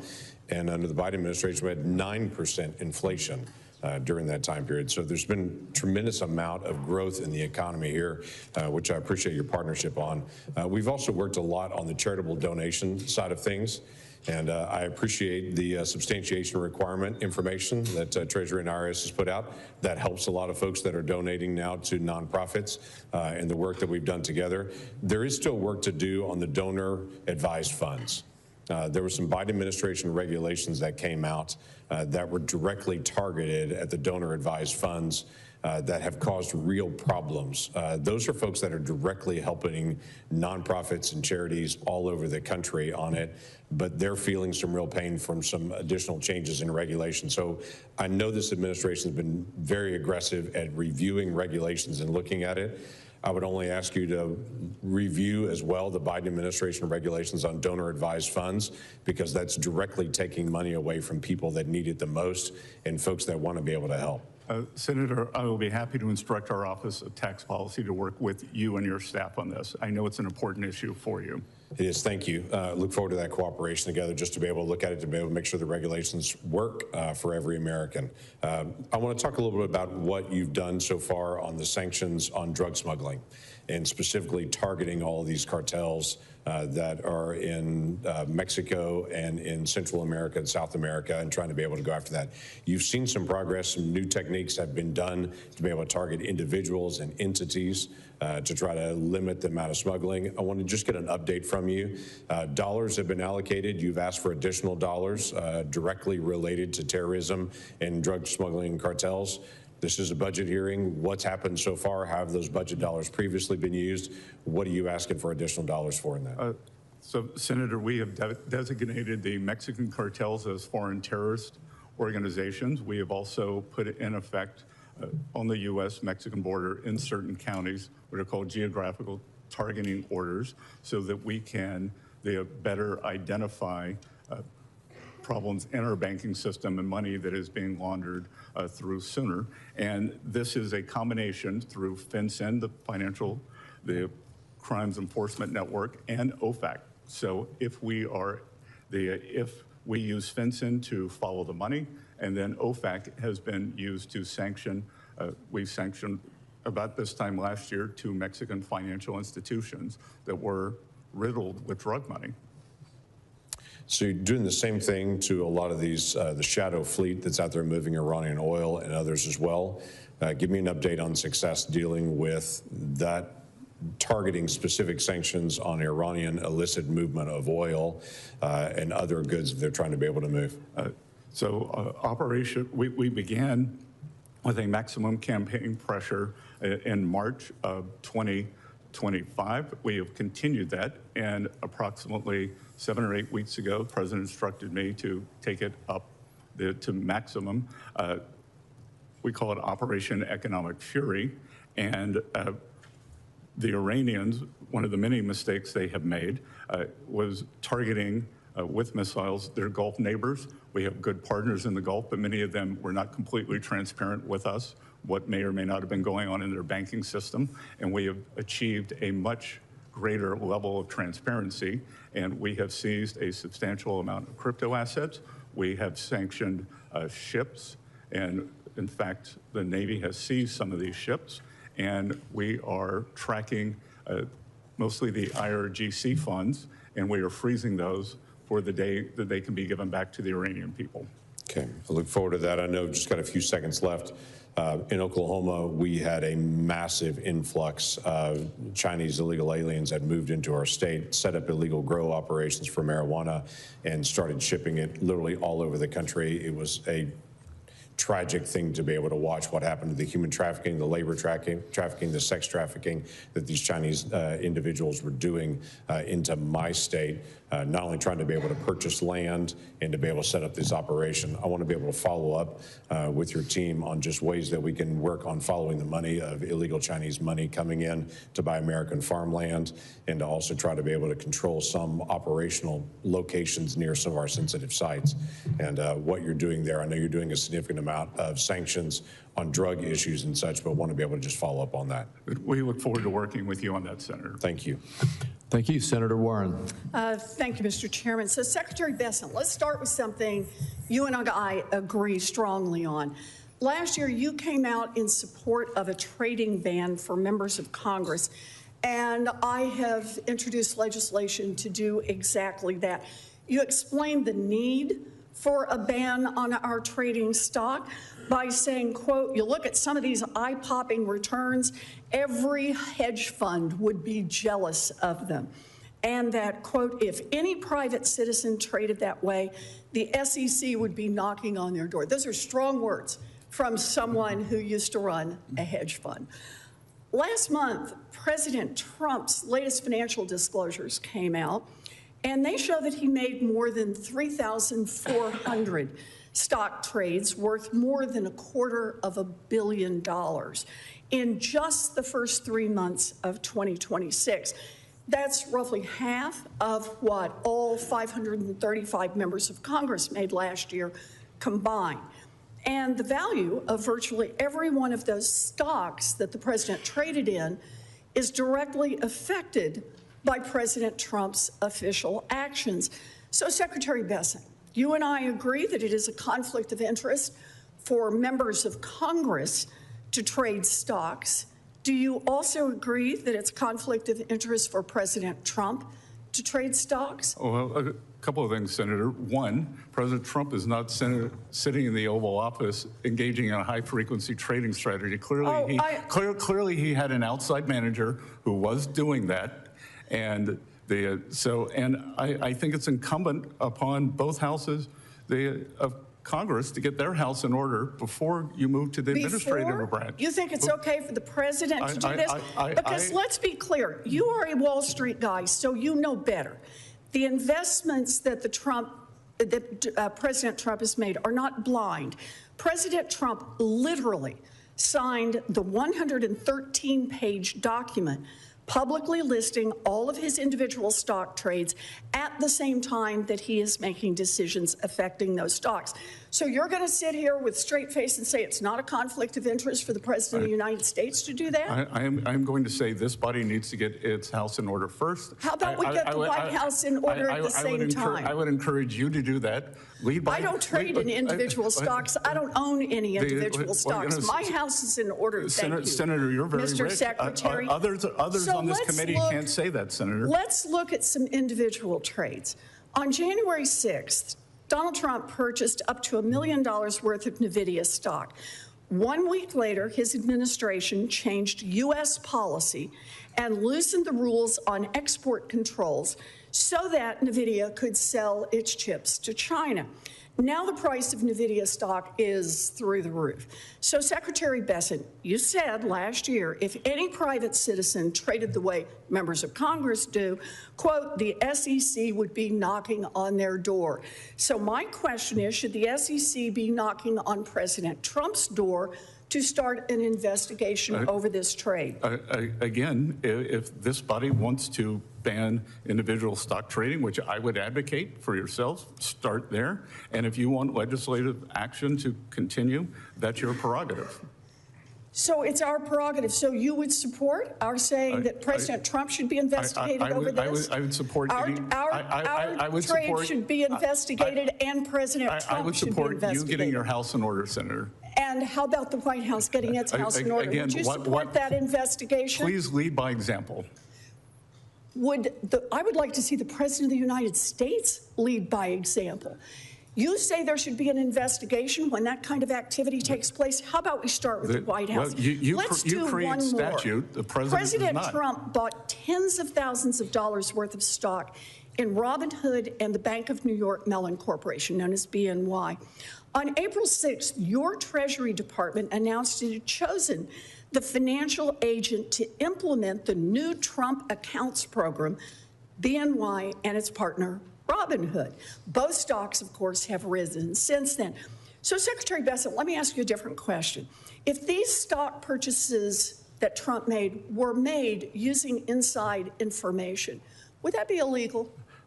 Again, I'm not a lawyer. I'm not going to speak to that.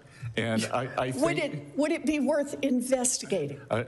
You don't have to be a lawyer. You're the one who said what should be investigated. Why don't we investigate many people on this committee, Senator? Many people.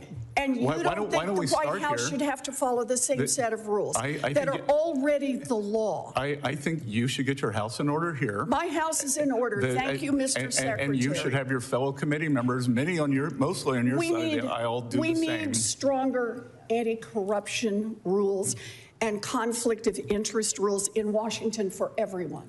And that includes the president and it includes Congress. And instead of draining the swamp, what Donald Trump is doing is he is enriching himself by taking advantage of his position. That is not public service. He's the one who should lead by example. Senator Barrasso. Thanks, Mr. Well, talking about draining the swamp, look, I appreciate what you're doing, Mr. Secretary, because you inherited a very troubling record of misconduct in terms of the IRS politicization, and you moved quickly. You championed the efforts to turn that around. We saw under the Obama administration, the IRS spent years systematically targeting conservative nonprofit groups, Tea Party groups, faith-based organization, Christians, conservatives. The Biden administration and their IRS continued that same pattern. I think a recent Department of Justice report noted the Biden IRS investigated churches based on what their pastors preached.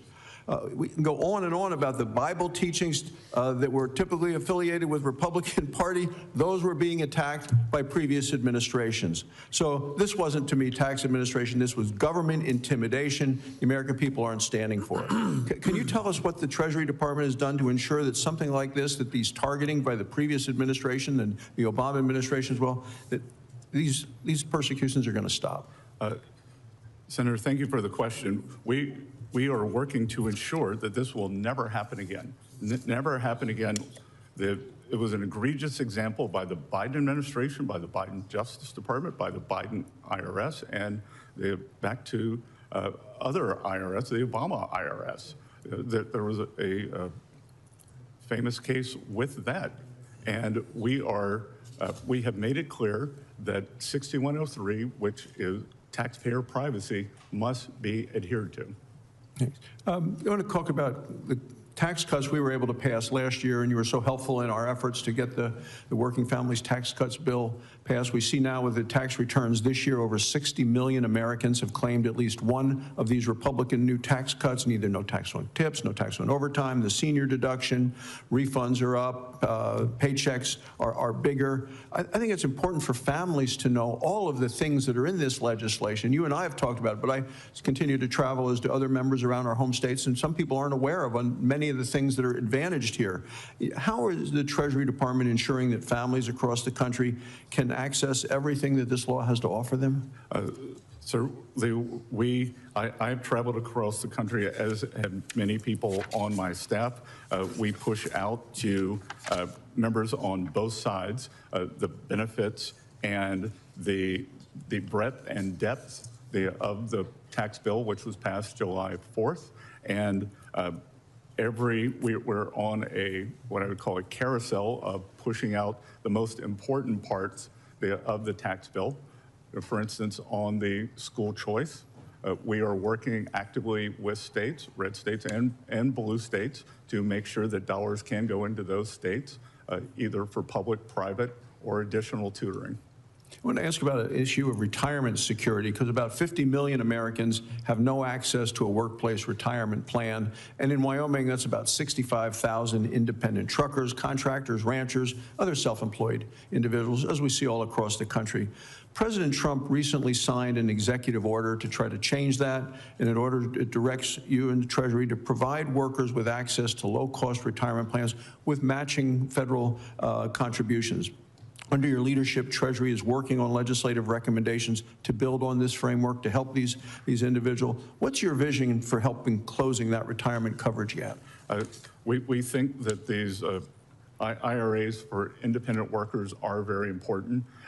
We are working to finish our guidance on the Trump accounts to get those up and running July 4th. Then we will be all hands on deck for this. And as you've said, we can see that the anxiety level for Americans in terms of retirement has never been higher. Social Security is the building blocks for that, and we are working to supplement that. And then a final question, and it's continuing the economic pressure on Iran. The president talks about maximum pressure. How does your budget help ensure that Treasury has the tools that you need to keep that economic pressure? We have a dedicated staff that has done a fantastic job of outlining the black market and the flow of the oil and energy around the globe. We have frozen assets, we are holding those, and we have severely disrupted the Iranian economy and the Iranian war machine. We think that inflation may be over 200%. Their currency has collapsed. We believe that more than 50% of the Army is not getting paid, and that police are not reporting to the police station. Thank you, Mr. Chairman. Thank you. Senator Lujan. Thank you, Mr. Chairman. Secretary Bessent, should Americans who illegally evade their taxes be investigated and prosecuted? Yes. Secretary Bessent, should people and organizations facilitating money laundering for Iran, North Korea, or Hamas be prosecuted? Yes. What about laundering money for Mexican drug cartels? Yes. Should a person who traded and profited on insider information be prosecuted? According to the law, they should. Appreciate that. Mr. Secretary, as a result of President Trump's $10 billion lawsuit, the Department of Justice, on behalf of your department, settled with President Trump by creating a $1.776 billion slush fund to pay for his supporters and criminals. Were you either directly or through your staff asked to sign the original agreement? Again, Senator, you were not here at the early part of the meeting. I saw you on TV. Well, congratulations, and you would know that I'm unable to answer those questions, and they should be referred to Mr. Attorney Secretary, General Blanche. what about the addendum to this agreement? Are you familiar with what the addendum is? I'm not sure what you're referring to. Are you familiar with this giveaway from the IRS that says President Trump and anyone that knows him or does business with him or part of a business, they get off scot-free?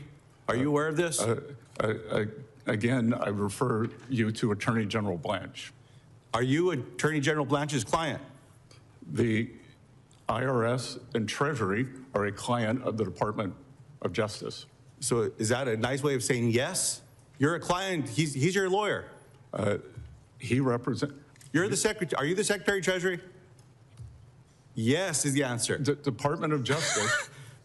Scott Bessent, let me ask you this question, sir. Are you the Secretary? In my personal capacity, Tom Blanche is not my attorney. Correct, sir. Are you, sir, for the Mr. U.S. Secretary, Treasury? Scott, let me ask it this way. Scott, are you the Secretary of Treasury for the United States government? Yes.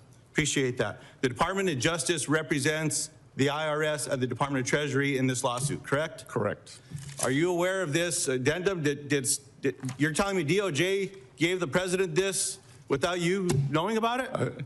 Again, they settle on our All right, behalf. well, that's not how the law works, sir. I'm not a lawyer, but you have a bunch of them behind you. You should see the faces they're making at me behind you. They're all scowling at me back over here. Well, I think that's a different reason, sir. Well, for whatever it is, they're doing it. Mr. Secretary, my concern is that this addendum's not been getting a lot of attention. There's colleagues on this panel that think this slush fund is a bunch of bullshit. And they've called out to say, get rid of it. Now, people need to say, are you okay with one person in America, because the Secretary of Treasury, I'm guessing, conferred with the Department of Justice, because you're named on this lawsuit, sir. These are all the transactions from the president as well, that I'm going to ask you this next question as well. You were bragging to one of my colleagues that you've been sanctioning people doing bad things in America.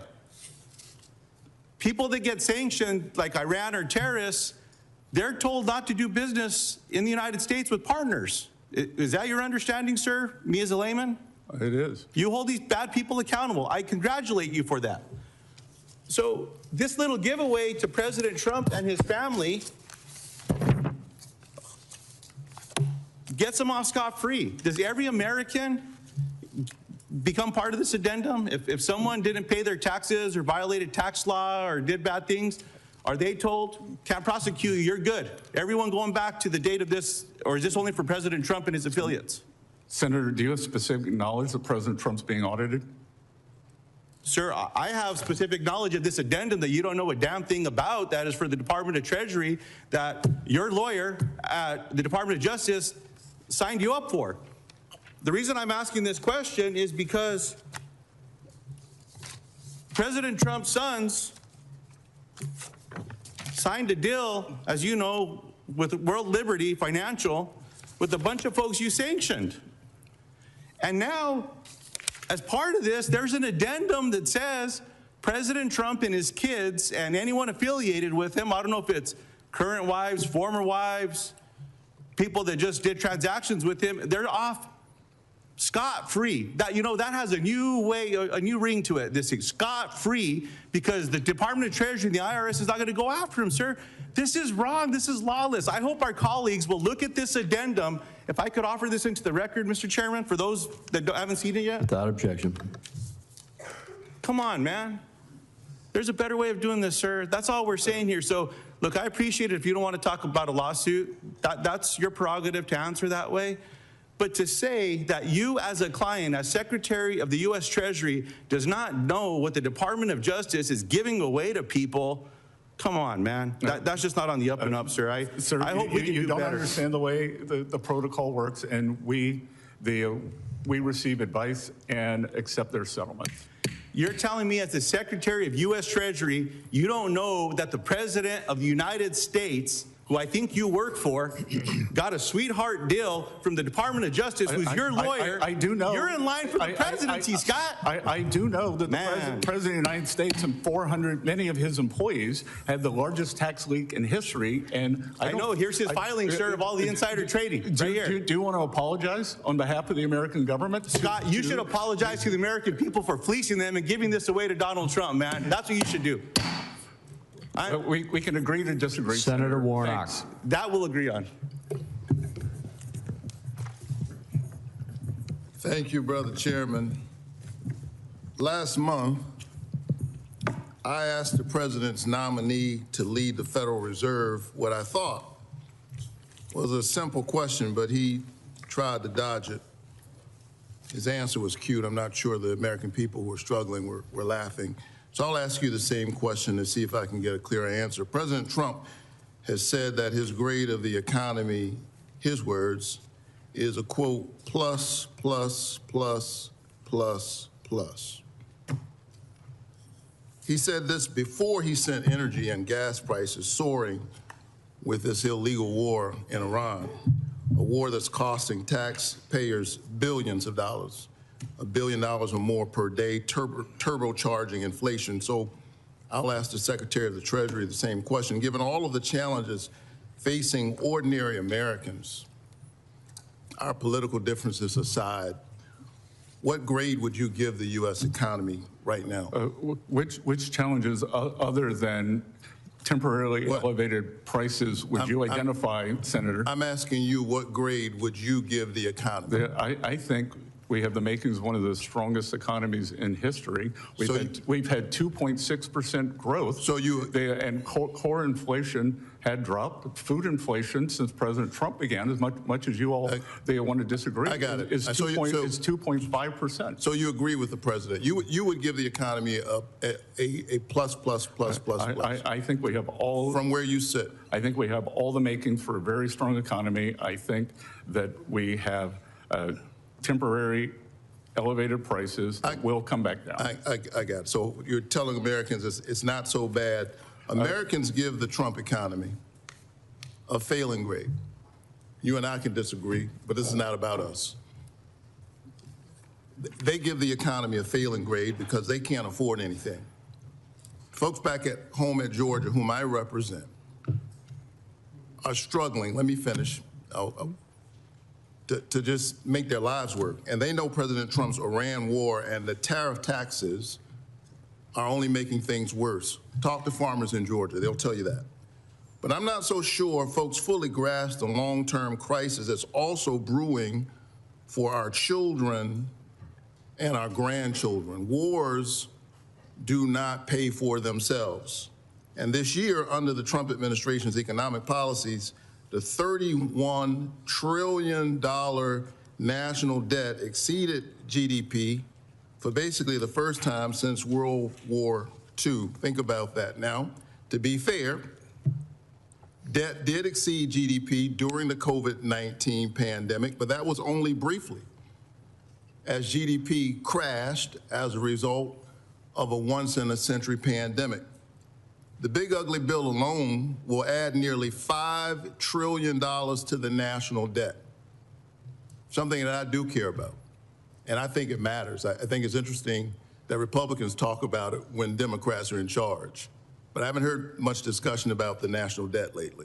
According to our nonpartisan scorekeepers in the Congressional Budget Office, it will add $5 trillion to the national debt.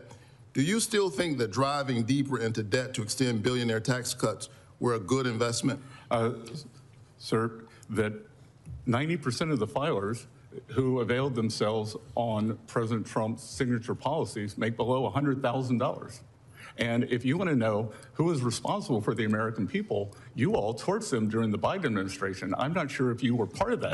But we had 21.5%. Look, Joe Biden has been out of office 2 years, and the fact that you all keep talking about it tells you everything.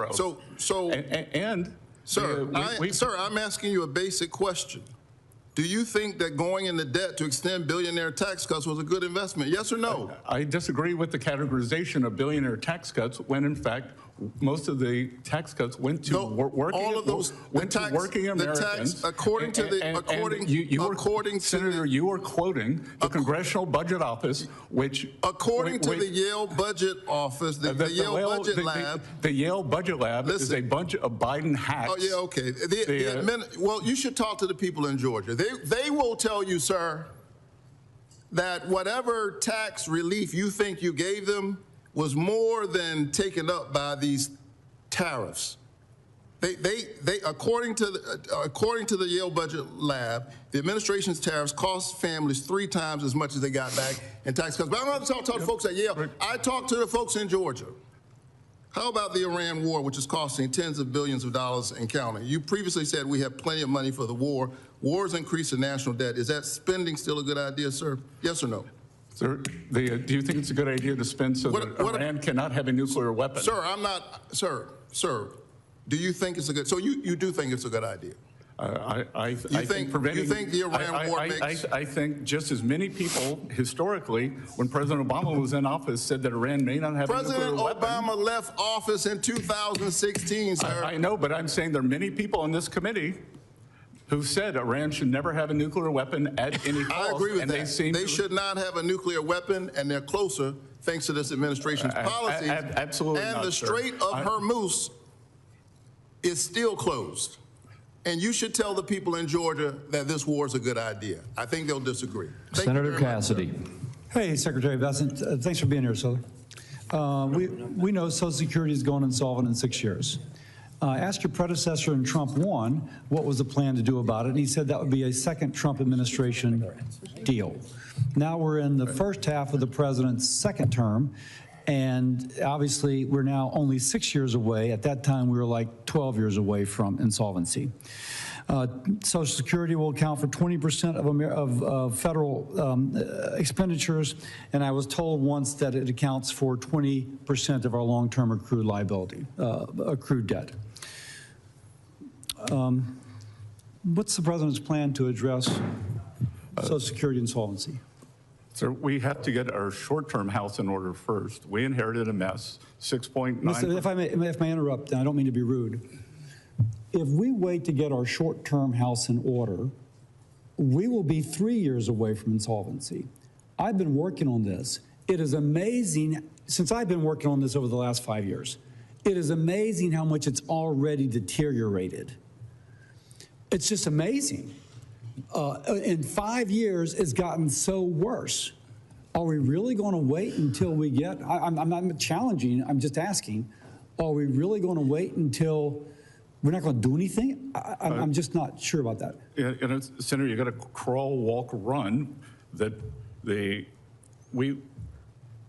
with these deficits, with this debt that was run up in the previous administration, with 6.9% deficit to GDP, but highest ever when we weren't at war, weren't in recession, we brought it down to 5.4. We're going to continue moving. If I may, the Social Security Trust Fund is funded by the Social Security tax, which is segregated from general revenue. Now, if we speak about the debt and deficit, whatever I'm not touching that right now, except insofar as context, we have to do something. That is general revenue, but wherever that comes from. If we're speaking about social, that is segregated. That is a Social Security revenue problem and expenditure issue. So to me, that's segregated, again. So is there a plan to do anything about the segregated fund with a segregated revenue stream and a segregated expenditure pattern? Well, Senator, part of it is the revenues are, the source of the revenue is not segregated, because the more Americans who work, the higher paying jobs they have, the more it goes into the Social Security Trust Fund. I accept that, but that's an indirect effect. And is that the only plan the administration has currently to hopefully increase the number of jobs and the better paying jobs and hope that, because I got a big spreadsheet on this, that is inadequate to address the problem. Every day, 10,000 boomers become eligible for social. And the drain on this is just incredible. It's just going down. That will not solve the problem. And again, I don't mean to be at all confrontative. I'm just trying to set the context. I remember my first visit to your office, you were kind enough to share the spreadsheet on a screen with me. Yeah, so I'm gathering that the administration does not have a plan to address, and I'm saying that not in any way except to say by your answers that the only response so far would be the indirect side of it. Now, on a bipartisan basis, we have been working on something that would attempt to address this. It is going to take the president, the administration, at some point being involved. At this point, it's in Congress. It involves creating an investment fund, much as we have already done with the Federal Railroad Retirement System, a plan that Senator Wyden voted for when he was in the House of Representatives that took the Federal Railroad Retirement System from going insolvent, and now it's paying benefits with fewer workers and more retirees and doing extremely well.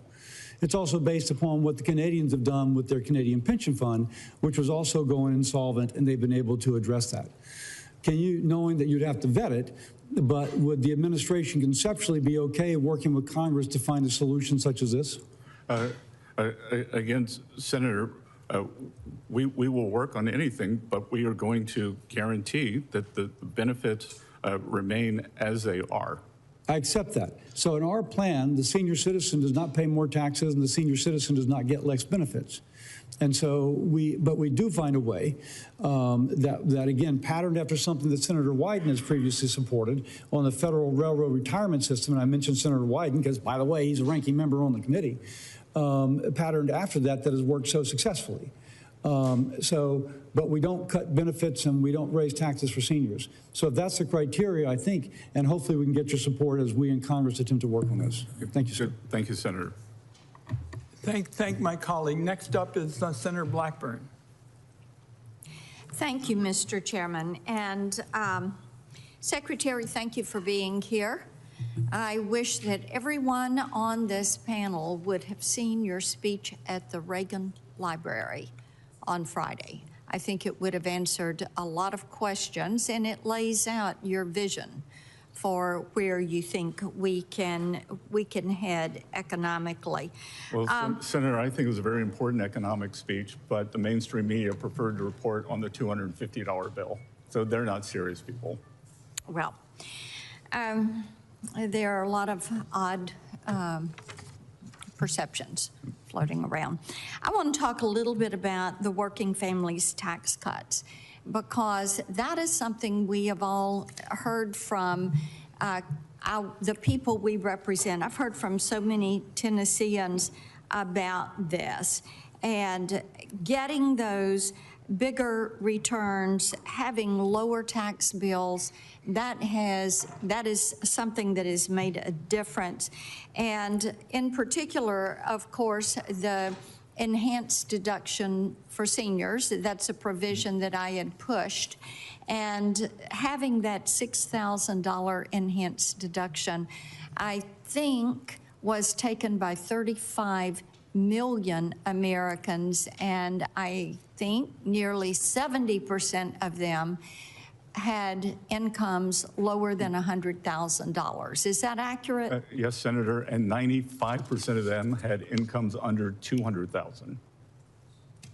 And that is something that is putting money in the pocket of hard-working Americans and seniors who have saved all their life to be able to retire. I think it gives them great certainty. It gives them the great clarity in terms of the folks who do live on a fixed income. Well, we certainly have gotten a lot of positive feedback on that, and we look forward to seeing that continue. I do want to talk with you about penny production that ended last year. And of course, we have a company, Artisan, in Tennessee that made the pennies. And now they are, and you had talked about keeping those jobs in Tennessee, and Artisan is working on a zinc-based nickel that would save the taxpayer about $140 million a year. Because right now, the nickel takes 13.3 cents to make, and there's legislation that is moving forward, the Common Sense Act, that would allow Treasury to use zinc for the nickel. And what I'd like to know is if the leadership at the Mint is making certain that they're doing the technical work in anticipation of this legislation passing that would allow the use of zinc for the nickel. Yes, they have begun preparation on that, and we look forward to working with you and to making sure that there is a smooth transition. Thank you. I appreciate that. I also want to talk about the R&D tax credit. And I have talked with Mr. Bisignano about this issue also. I've heard from a lot of our manufacturers in Tennessee, and they have continued to raise with me some misalignment that they see in this legislation. R&D, the way this tax credit is working, it does not allow manufacturers to do shop floor R&D. And it does not allow them to deduct the expense of the products that they are using in shop floor R&D. And we know that China is incenting R&D, and we have a lot of manufacturers and people that are trying to bring business back, and they're doing this R&D work in their plants. So I would hope that you and Mr. Bisignano can work together and get some clarity and provide some certainty for our manufacturers, and be certain that these individuals can utilize that R&D tax credit. Will you do that? I'd be glad to work with you and your staff. As I said at the Reagan Library, I believe that at one level we've lost the reservoir of knowledge by not doing this production. And I did a fireside chat last night for a group called American Compass. And I said the same thing, that somehow we separated R&D from the learning that goes on the factory floor. And I think that that is a big mistake, because so much happens during the process in terms of innovation. Thank you for that, and I appreciate your attention to it. I'm going to submit for the record one question to you on partnership audits that needs some further attention. Thank you for being with us. Good to see you. Thank you, Senator Blackburn. Senator Welch. Thank you very much. Mr. Secretary, I heard your comments earlier when I was watching, and I support opportunity zones. They've been helpful to Vermont. But number two, I want to talk about what I think is a looming crisis that gets far too little attention in this Congress, and that's the national debt. And I know you're familiar with this, and I'm just going to show the chart for others. The projection of the debt, first of all, January of 2025, it was 36.2 trillion. It's now 39.2 trillion. And as you can see in this chart, the trajectory of this debt is just going up and up and up. And the CBO right now says that debt held by the public is 99% of the gross domestic product, is scheduled to go up by 2030 to 20%. And we're now paying interest, as you know, probably better than anybody, of $970 billion. So taxpayer revenues are going $970 billion to debt that exceeds our military budget.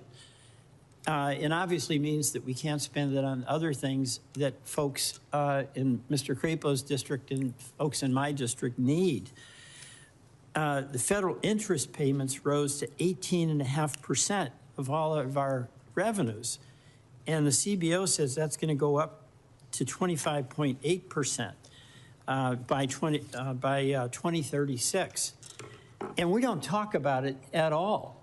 It's not even a topic, which is astonishing to me because it's such a threat. Now, there's three ways to address debt. One is we can cut spending. One is we can raise revenues. And I don't want to talk about those two today, but there's one other where there, I think, should be consensus, and that is we can collect the revenues that taxpayers owe. And that's why I want to talk to you a little bit about the staffing cuts that I understand have taken place at the IRS, which has reduced their capacity to collect revenues that are owed by taxpayers. In fiscal year 2027, the IRS enforcement funding was cut by 18%, 28%, or pardon me, 2,800 staff positions were reduced. And that's in addition to 26% of revenue agents lost in 2025. And I've got a revenue chart here that this was prepared by the Peterson Foundation, and I find them to be extremely credible on debt issues. I don't know if you share my high opinion of Not anymore. Well, I think they've lost their way. well, all right, we will disagree on that. I find them to be an extremely credible source. But what this chart shows is that as we increase the cutting of revenue agents, the loss of owed revenue. This is owed revenue. We're not talking about increasing anybody's taxes. You're talking about the tax gap. That's right. The tax gap is going to be $1.8 trillion. So the obvious question here is, why are we cutting the people who we need in the IRS to do the audits to collect revenues that are due to the Treasury? Well, Senator, a couple of things. Let's backtrack to your previous chart. The Peterson Institute of CBO project that we were going to grow at 1.8%. Thus far, in this administration, we've grown at 2 points. Let me interrupt a minute. It's 1.8 forever. We've grown at 2.6%. No, let me just stay on the revenue, because whether we grow at 1.8, as they say, or 2.8, whatever it is you say, you would agree with me that if I'm a taxpayer and I owe money, I should pay it. And I can tell you that more bodies does not equal better collections. So you just disagree that... Here, let me read you something. So I think that they would agree, TIGTA, which is the IRS, the internal reporting system, all of these employees who were hired, that a whistleblower in Atlanta came out and said a 25-year IRS CI employee who trained 2,700 new IRS agents. I'm going to have to interrupt because my time is running out. I'll be happy to send this to you. Please show you why it's a complete fallacy. Last year we had recoveries up, collections Can I just get a little extra time? Because I thank you, Mr. Secretary. 30 seconds. Number one, I absolutely believe that the people who owe money should be paying that money, and that we should have assertive enforcement in order to get that collected, regardless of what the growth rate is. That's number one. Number two, one of the things that is happening is we've withdrawn from the global effort for coordinated organization for economic cooperation, and companies are now using these low-tax Dodge countries. Like American Express avoided $423 million in taxes by using the island of Jersey, saying that's where they do their work. Black & Decker cut their bill by tax bill by $269 million. Is that something that we should tolerate? No. Thank you. And will you do something about it? Again, it's a complicated question. And I'm happy to come to your office, happy to do another phone call, as we've done. All right. I will follow up on that. But I do want to send this TIGTA report that shows that new agents were a disaster. Senator Tillis. Thank you, Mr. Chairman. Treasurer, thank you for being here. You know, you may have heard I've been a little bit critical of a few of the advisors of the president. You're certainly not one of them. I'm glad you're there. I'm looking to stay on that side of the line, Senator. And I appreciate the work you're doing, and I love the fact that you show good judgment of loving some of the North Carolina mountains with your family, just like I do. So thank you for being here. I do have one awkward question to ask you real quick, and then I want to get to some of the trends and how you're going to work on them. Did you actually tell Pulte you were going to punch him in the face? No, sir. I actually said I was going to kick his ass. Good. Okay. Good. I share the emotion. Thank you. And as I said, that was last summer, summer 25, and many teams have fights in the locker room and then go out and win for the team on the field. Yeah. No, I was just curious because everybody's going to be showing that. I made it clear I'm not going to support Pulte for DNI, but I'm sure they're going to dredge that up. So I thought I'd give you an opportunity to. I had a very good exchange with the director yesterday. Want to keep the momentum going on FH. Yeah, well, he lost me when he went after Powell. Okay. So we can move on to your core job. Yep. I know back in 2028, you were trying to target a 3% deficit to GDP. I think that's a laudable goal. There's a lot of work we have to do, so you can put it back on us for maybe not making progress. But now we're at 30-year yields at a 19-year high, where we are in 10-year yields, and even some of the interest expenses on the 5.3 of GDP. We're not trending in the right direction. What are we going to do, or what would be your advice? What is the administration going to do to help Congress focus on the main thing to try and get our deficit to GDP ratios to what most economists think are necessary, which is your laudable target? Yes. So, Senator, this year, U.S. has the presidency or the head of the G20. We're actually holding the finance ministers meeting in Asheville. Yeah. So maybe you'll join us. And we have outlined to the industrial nations, or to the G20, that we believe that the most important factor for financial stability is economic growth, that it is a lack of growth worldwide, and the decision that the trading blocs countries have made. And I believe the most important thing that we can do, as I was trying to tell Senator Welch, that the CBO projections are all at 1.8%, that we have grown at 2.6% thus far. That includes the democratic shutdown and the Iran conflict, which makes me believe we can grow at 3%. So if the CBO is wrong in their first year, how can they project out 10 years? So I think that growth, the constraining spending, and a growth agenda will do this. And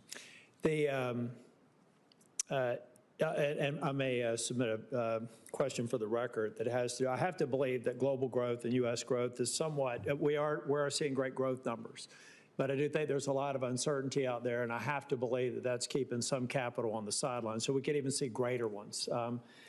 One of the areas where I think we've had some confusion, I asked Ambassador Greer last year, whose throat do I get to choke if the Liberation Day tariffs didn't work out? I'm not going to ask you that question. I think I know the answer to it. They didn't work out. But now you're at least working with CBP on the refund process. How does that actually work? I know CBP has stood up a portal.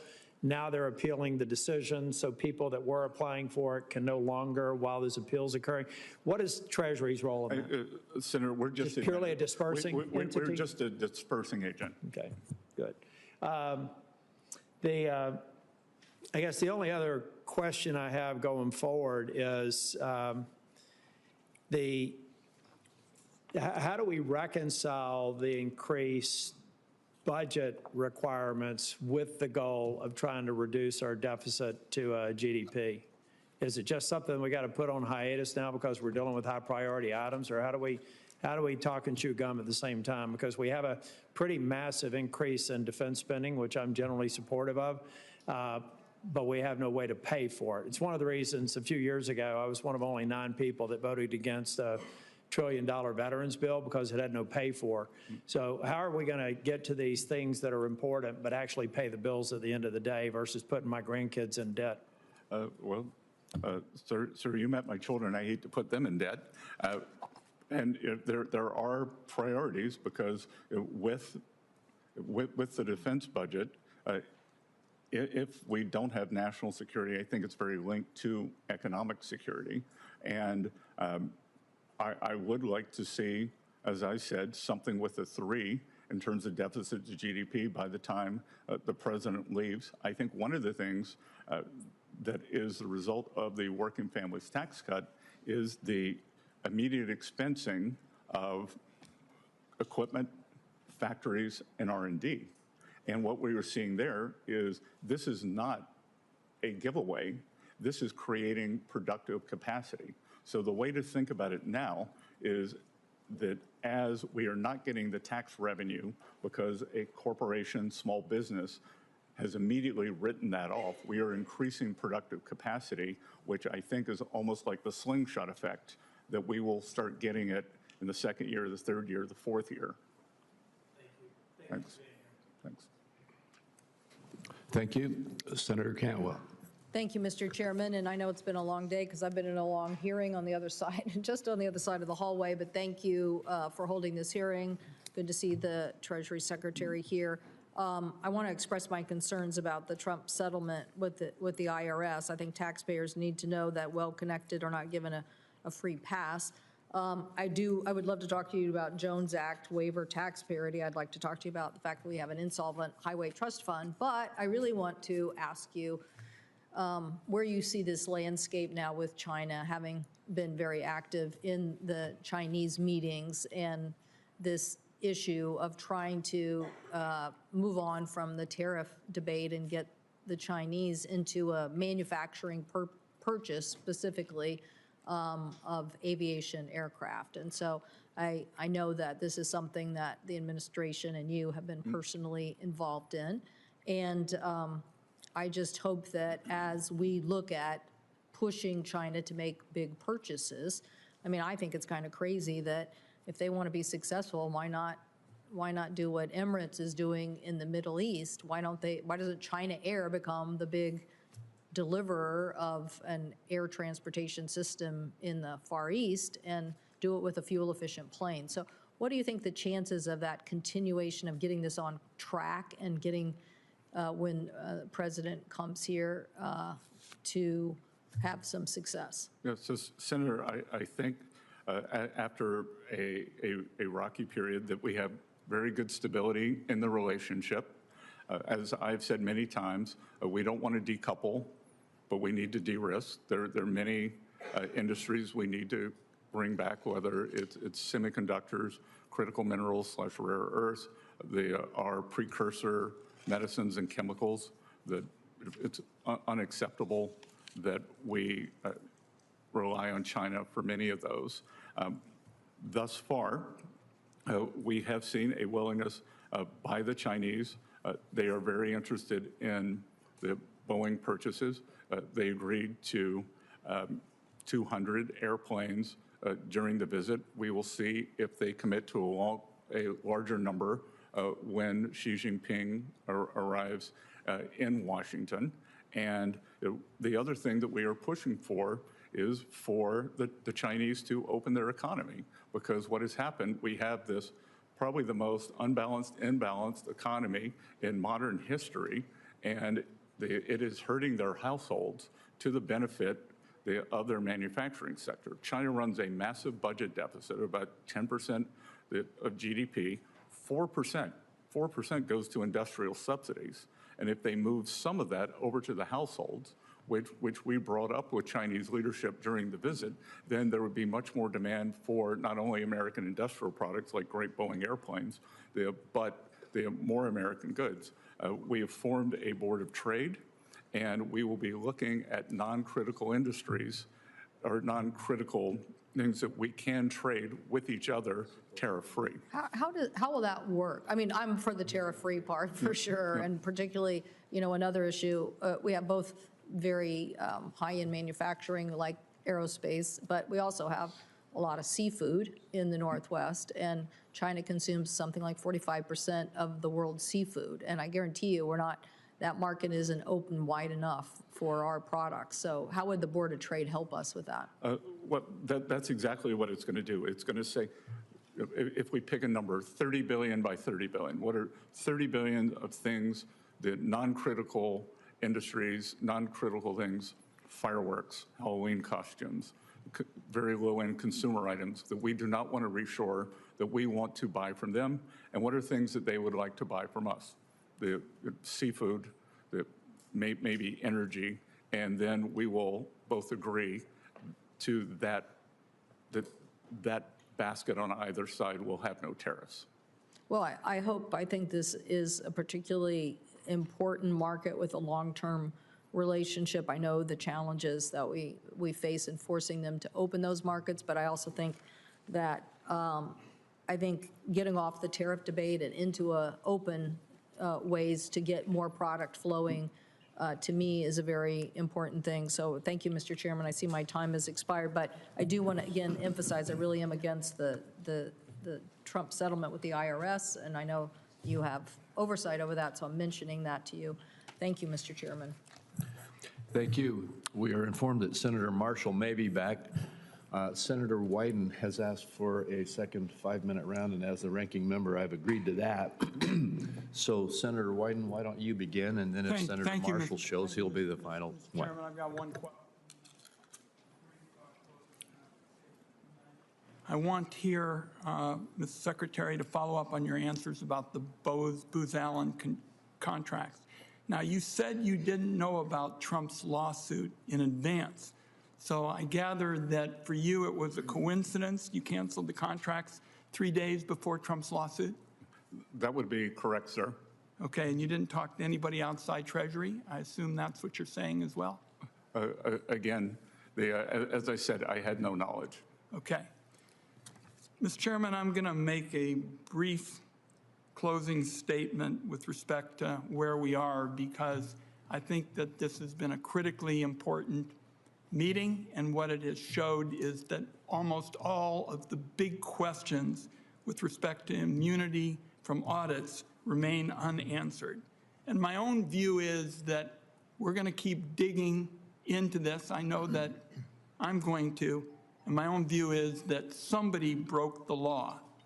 Either Mr. Bessent or Frank Bisignano, the CEO of the Internal Revenue Service, were illegally involved in the audit immunity granted to Trump through the addendum.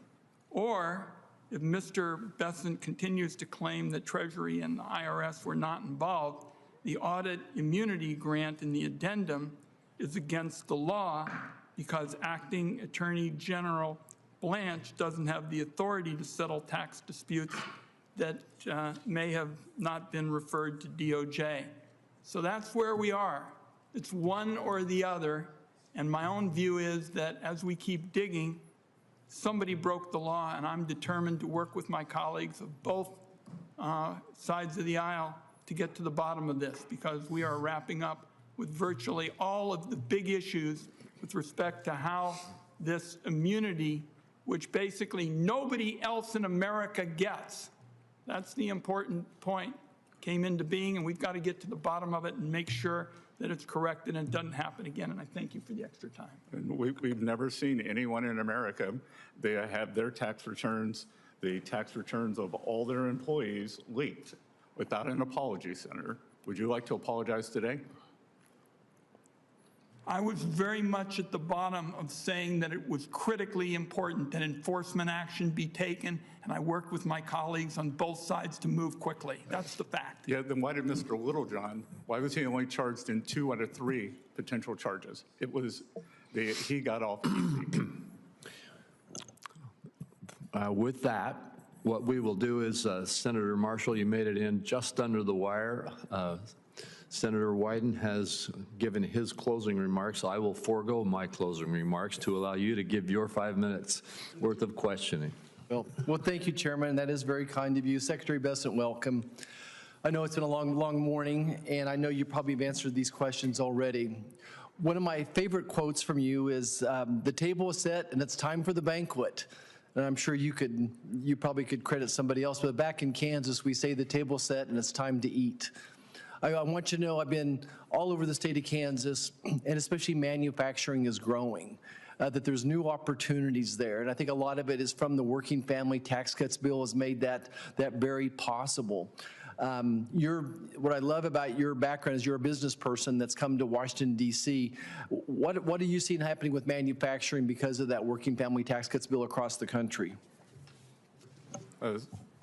Senator, we're having a manufacturing renaissance. We are seeing that we've created about 90,000 new non-residential construction jobs, which would tell you that they have some type of manufacturing facilities. Those, in my hometown of Charleston, South Carolina, Boeing is expanding their facility by 50%, and those are construction jobs, and then that will become 1,000 high-paying manufacturing jobs, and we're seeing that all over the country. We're all over the country. We are seeing pharmaceutical companies reshore. We were seeing, we saw the John Deere, the CEO told us building new factory in Indiana and in North Carolina. So it is a real manufacturing renaissance, and much of it is a result of the tax bill. Yeah. I was in greater Minneapolis visiting Winnebago, and they told me that because of the tax bill, they had a decision whether they were going to start create a battery research facility in Florida, and the full expensing gave them the internal rate of return that they needed. So that's more jobs in the Sunshine State. Great. My next question, and you don't have to answer it now, you can give us a written one, but the 45Z model, again, you put on your farmer's hat for a second. You understand how important 45Z is to our farmers back home. I think there's the GREET model is waiting for the Treasury to kind of do their little work on that as well. So maybe your staff could give us an update unless you wanted to say something No, now. we'd be glad to do it, but we think it's very important, sir. Great. I want to talk about childcare just a second as well. Under Joe Biden, we saw the cost of health care, housing, child care go up 50%. Inflation's cumulative. But again, our working family tax cuts bill did some incredible things for child care. And all across the state of Kansas, again, I'm seeing people being able to invest in this. But I especially, not only do the increased monies were given to individuals, but the businesses having an opportunity to expand. Can you speak to a little bit about what your vision is on using that benefit? Look, I think that's a great benefit. The child deduction that is now permanent, thanks to you all, $2,200. So, I think that we have seen that the best way to do this is to engage the private sector. Exactly. Then I'm just going to close with, I was just out of the Reagan Library, and he always spoke about this bright, shining city on a hill. And it's hard for me to imagine, but the third quarter last year, Kansas led the country in GDP growth, 6.5%. And we never lead any type of thing economically. And so I went back and, tried to figure out the whys of this. And certainly the cattle markets are good. Farming income in Kansas was up 80%, and a lot of that was government related. But certainly a part of that was the cattle industries. And of course, the cattle eat, is corn as well. We saw but we're also seeing expansion in manufacturing. What would be the message of hope you would give America that this economy, it really feels good to me right back? And things are not perfect. We've got to work on the price of gas. Inflation's cumulative. We're still feeling a sting. But give me that message of hope from your desk. The underlying economy is extremely resilient. That we have had tremendous job growth in the past few months. We saw the ADP numbers, which are precursor for non-farm payrolls, come out very strong today, above trend. We are seeing trucking surveys do very well. And I think that the underlying economy is very strong. We will get on the other side of this Iran conflict. Prices will come back down. And I think that the economy is going to roar, sir. Okay. Thank you, Secretary, for sticking around. Mr. Chairman, thank you so much. Thank you, Senator Marshall, and thank you, Secretary Bessent. That concludes all of the questioning and all of the commentary. We appreciate you taking this time. You spent more than 2.5 hours with us today. More than that, we appreciate the service that you are giving and that all of those at the Treasury Department are giving, and please extend that thanks to them for us. With that, we are concluded. I remind my colleagues that the deadline for submitting any questions for the record is 5 p.m. on Wednesday, June 10th, and the Finance Committee stands adjourned.